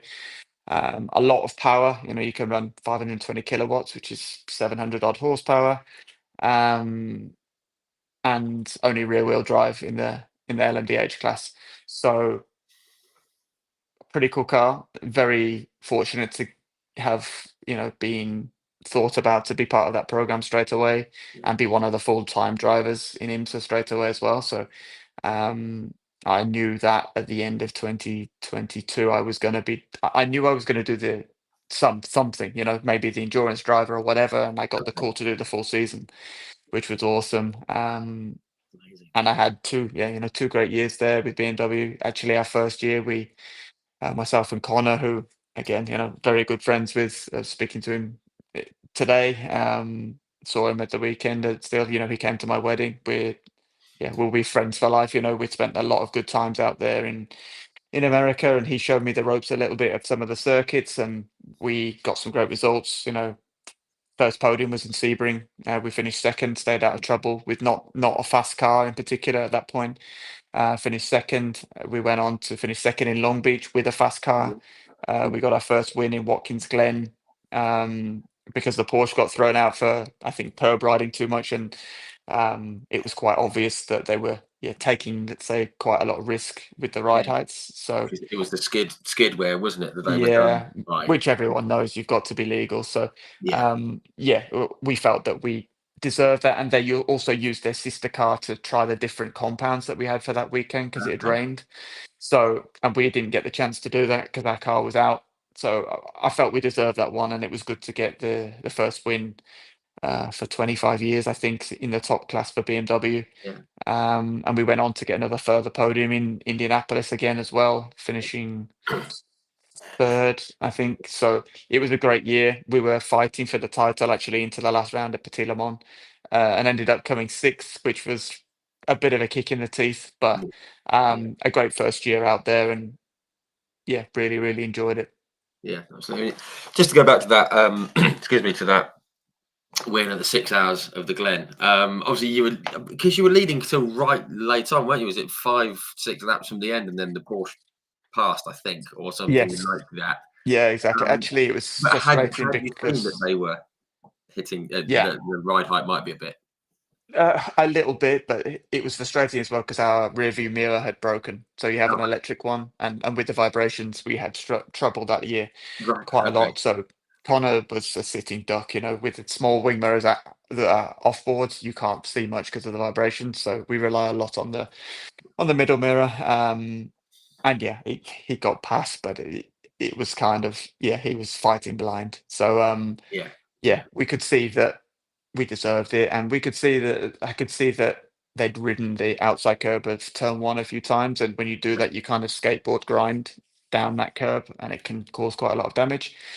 Um, So you thought there and might we be something in it that Yeah, when we left the circuit, they were still in tech, so we went for okay. dinner that night. And then on the way back, when we were both driving in tandem to, I got the call, and I just held my horn on for about 5 minutes in celebration, and we called each other and celebrated over the phone. So And why that not? was, yeah, it's pretty good fun.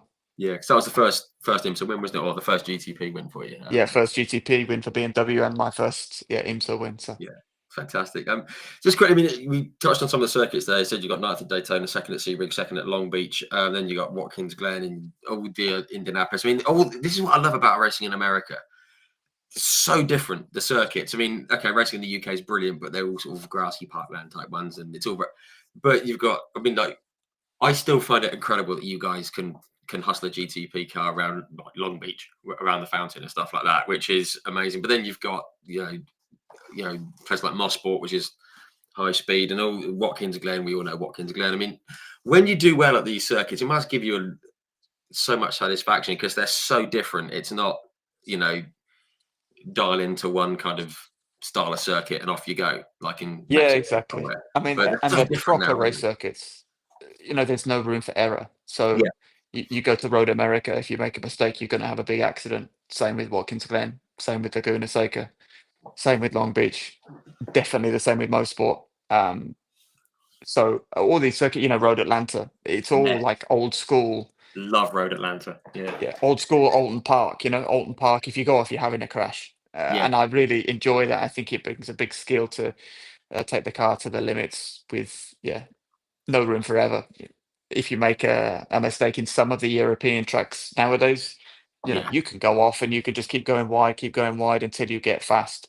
yeah. I think that takes the skill away a little bit. So for me, IMSA racing's just the best. Yeah, absolutely right, and that's why I love it. That's why I would love American circuits. I Yeah. rattle on about it all the time on these chats about circuits in America, but it's for that reason. So yeah, fantastic. Just very quickly, two more things before we sort of do some fun bits. You did, is it 24 last year? You did 3 rounds of the European Le Mans Series in the LMP2 with Yep. Nielsen Racing. I like Nielsen Racing. Their social media admin guys are very good. Yeah. Funny guys. Firstly, how did it come about? And two, how did you enjoy the car? Because they look brilliant. Yeah. So it came about because Albert Costa, who was in that seat, had a clash with a race in America. Yeah. And my manager knows Nielsen relatively well and offered my services. And yeah, I went there. It went well. We were fast. I hadn't driven that kind of LMP2 car before, so my first time was in practice, but we were fast.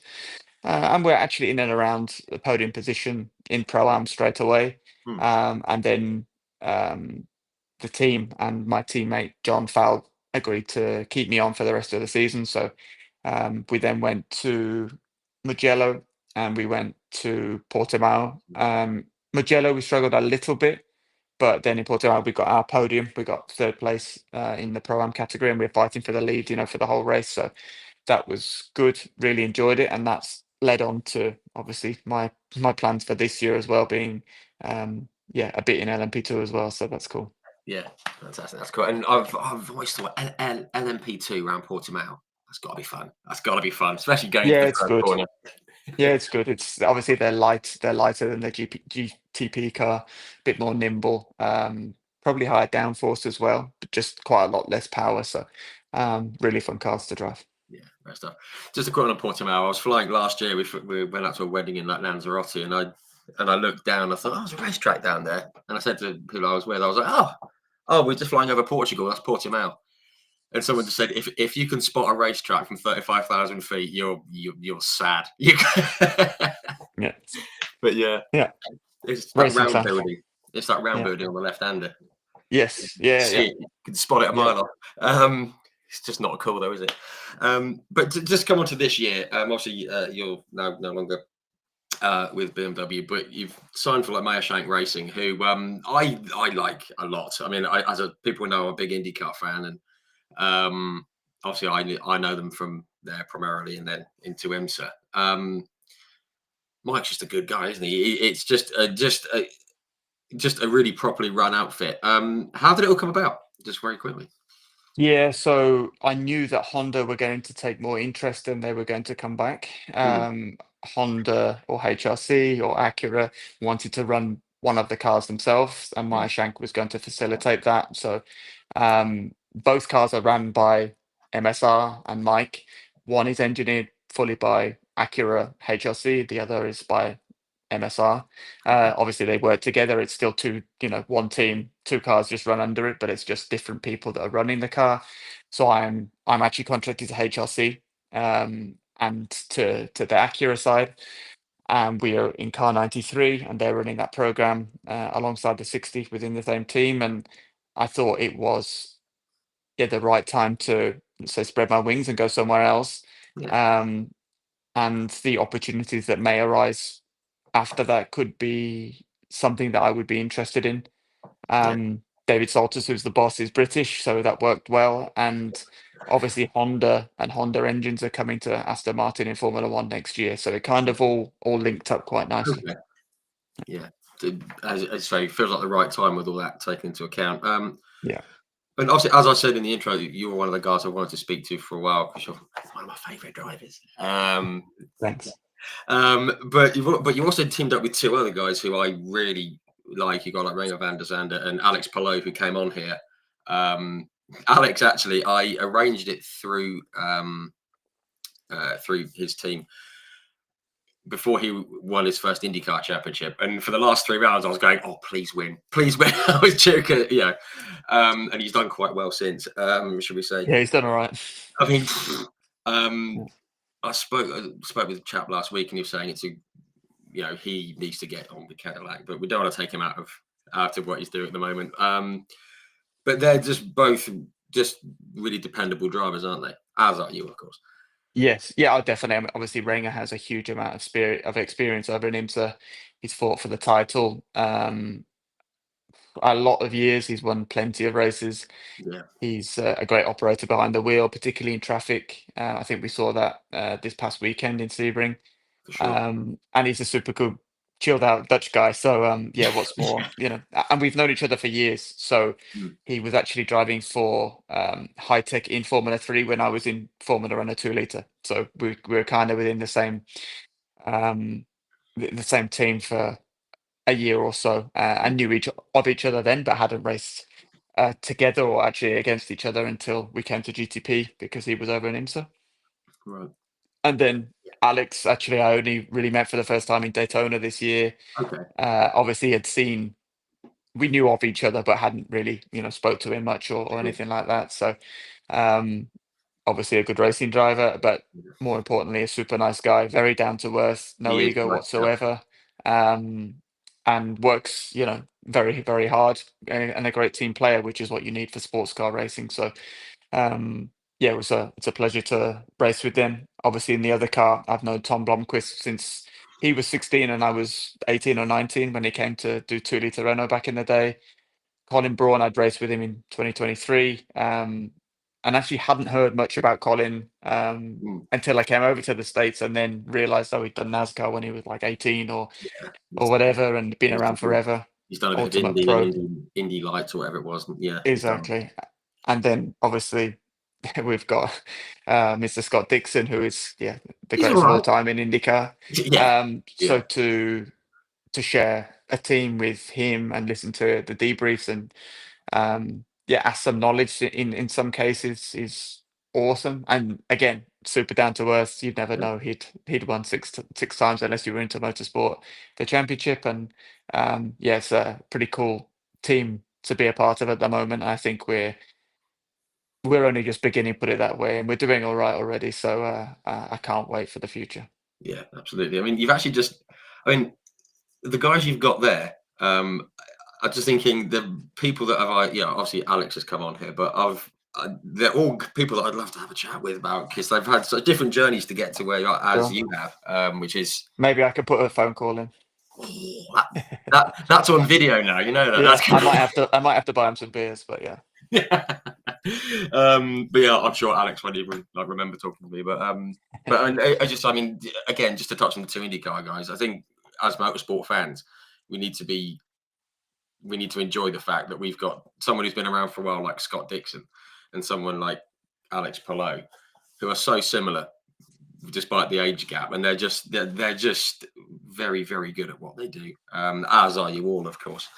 Yeah, it's a heck of a team that you're part Oh, of. it's an awesome team, and more Which is importantly, great. we all get on. We all have a laugh. We all go to dinner together. It's brilliant. So yeah, we obviously we know what the job is at hand, but we enjoy each other's company, and we work very well and hard as a team. So that's the main thing, and I think that's why we'll be very successful in the future. Yeah, absolutely. And we said that you've had a decent start this year, obviously with the podium at the weekend, which is great. It feels like a silly question to ask, but hopes and plans for the rest of the season, just wins, I guess. Wins and Just want to win. championships. Yeah, yeah. And no one remembers really second or third, unfortunately. So we want to win some races. I think we've got the car to do so. We've got the Yeah, team to do so as well. Mike runs a great operation, as do HRC. So obviously we are still intermingling a little bit, learning how to work with each other and get the best out of each other, both from driver's side and from a team perspective, expanding to two cars. But if we can pull out the kind of performances that we have already, both in Daytona and in Sebring, I think we will. Yeah, we're already heading in the right direction, and I'm sure it won't be long till we're standing on that top step. yeah, yeah, for sure. One thing that is leaping out at me is like Detroit. If you can survive Detroit, that's uh, Yeah. that's a step in the right direction, I think. Just yeah, still not sure what to make of that circuit, I must admit. I mean, it's bumpy. It's tight and Yeah, twisty. and the hairpin at the end. Yeah, It's very, very challenging to overtake, so qualifying's paramount. But you can overtake at the end of that straight. You can maybe do it on restarts, overcut strategies, and yeah, I mean, it's a cool track. If IndyCar can race wheel to wheel there, so can GTPs. yeah, And it's cool to be right in the heart of Detroit. It's another city I hadn't been to until last year, and it's a big challenge for the drivers. So yeah. cool track to race at. Yeah. And it's right by the GM building, isn't it? Which I think is obviously part of where it is. It's part of why they Yes, have it there. exactly. The Yeah, GM exactly. building. Yeah, very cool. Okay, no, brilliant. Okay, just got some little fun questions and stuff, some of which Oh, the people tuning in have asked as well. But first, I'm going to go Simon Still. Evening, Simon. He said, let's see, this is yeah, very open ended. What's more challenging circuit, Daytona or Le Mans? Have you done Le Mans? yeah, I've done the test You've day done at Le Mans, so I've it driven in it in the Qatar, didn't you? GTP last year. Yes, it was a Um, point course. Yeah, yeah, yeah, I'm trying to think what's more I would say Le Mans. I would say Le Mans, and I think that's more just because of the lack of runoff in certain areas and such high speeds. Um, so I'd say Le Mans is, yeah, probably the trickiest out of the two. yeah. Fair enough. Nice one. Thank you, Simon. Sue Reese. She said, "Good evening, Rich. Good evening, Sue. Apologies for being a bit late. That's all right. Quick question: front wheel drive or rear wheel drive?" Rear wheel drive all day. That's a proper job. What we got here? So a quick skim through. Quick skim through. We've done the simulator question. Thank you very much. Um, Kyle on YouTube, he says, "How did it feel to win two of the biggest 24-hour races in the world?" Pretty good. I Okay, mean, yeah, very good. it's it's awesome. Obviously, I want to try and emulate my fellow Brit Nick Tandy and try and win Oh, all four outright. And now he's just won he's won that Sebring, one, so hasn't he? he's won that, and he's won Petit before. So yeah, he's won some great races, and I want to try and put myself in the same position at some point. And yeah, to get the biggest four, let's say 24, is definitely got to be my aim. Yeah, I'm halfway, and I've got some years left in me, so yeah, fingers crossed I can try and be one of the ones or the fortunate ones to be in that position as well. yeah, absolutely. We should say, massive congrats to Nick Tandy. I mean, Ah, it's awesome, yeah, what and a for a Brit victory. to do it is Yeah, awesome. So it's cool. it's nice, isn't it? Very nice. Yeah, We got here. Thomas Parker said, "Must have been awesome to win the Nurburgring 24-hour." Absolutely, yes. definitely. Okay, question here from Tash Stratton, who lives just down the road from me, actually. I will come to your question in a minute, Tash. But I'm going to go into some of my little fun ones just to wind down because we're 25 Yeah, minutes over already. Did you have a favourite driver when you were young and coming up? I think you may have mentioned earlier on. Alonso was my favorite. Yeah, I broke my wrist in 2005 or six karting. So I missed around, and my dad took me to Silverstone Grand Prix. And I remember him winning the race. yeah, I think it's 2005 or six, and him Mm, beating Michael Schumacher, and he was my favourite from there on. yeah, I just think his hunger and his drive at that point was absolutely huge and massive, and it still is to this day, which is very impressive to have that long of a stint in Formula One and still be so ultra driven. Um, and yeah, I'd say he's my favourite or was my favourite. I don't particularly have a favourite now, but definitely yeah. growing up, he was my favourite. Yeah, fantastic. That's good stuff. I've just seen a question that has popped up from Darren Taylor. Actually, came in 10 minutes ago. Sorry, Darren. It says, "How did you find the Williams FW14B?" He said he saw you drive it at the Silverstone Classic in 2017 when you did the high-speed demo laps. Yep. Awesome. Being a fellow Brummie myself, driving Nigel's car was pretty cool. Red 5. Obviously, it had the active suspension. It was on demo tires. It had rained overnight. So the first two laps I was taking at full speed was still wet on the curbs a little bit, but it was awesome fun. I'd done a shakedown in it beforehand. I knew Johnny Williams, still do know Johnny Williams very well, and he ran the for Frank, he ran the vintage side of things, or the heritage side, should I say. So I got to drive actually Kiki Rosberg's Monaco winning car in 99, I think 93 it was. I got to drive the six wheeler at the Silverstone Grand Prix that Nice. actually never got to race. Yeah, Um, Davey that's Coulthard's Rothman's Williams, um, Villeneuve's same car, which is I think the 17, the FW17. cool. So I'm very fortunate to race or drive at least some cool cars. But actually, I've seen another car, which sorry, another question, which is from Tash, which is the best car, and that would also be the best car for Ah, me. Obviously, cool. yeah, watching Nige when I was younger, and being a fellow Brummie to drive that then at Silverstone was amazing. Fantastic. There you go, Tash. Question answered. That's fantastic. I should say this is one of my pride and joys. It's my signed Nigel Mansell photo. Awesome. Um, Yeah, that's very cool. yeah, I met him at Grove a couple of years ago, and I nearly cried. It's the only time I've ever been starstruck. Yeah, No, he's very awesome. cool. What a car to have driven. Just a very quick question, which I'm going to. Yeah, okay. I mean, I was going to ask, what's the? Oh, there's a three-part question now. What's the favourite circuit you've raced, and one that you'd love to race? And then there's another one coming in a minute. Favorite, please repeat. Favourite circuit you've raced, and one that you'd love to have a crack at. Okay. Uh, Nurburgring Nordschleife, without a doubt. Favorite circuit I've raced. Bathurst I haven't done, and I would love to go. Yes, Yeah, that. would be those two. Everyone loves a bit of Bathurst.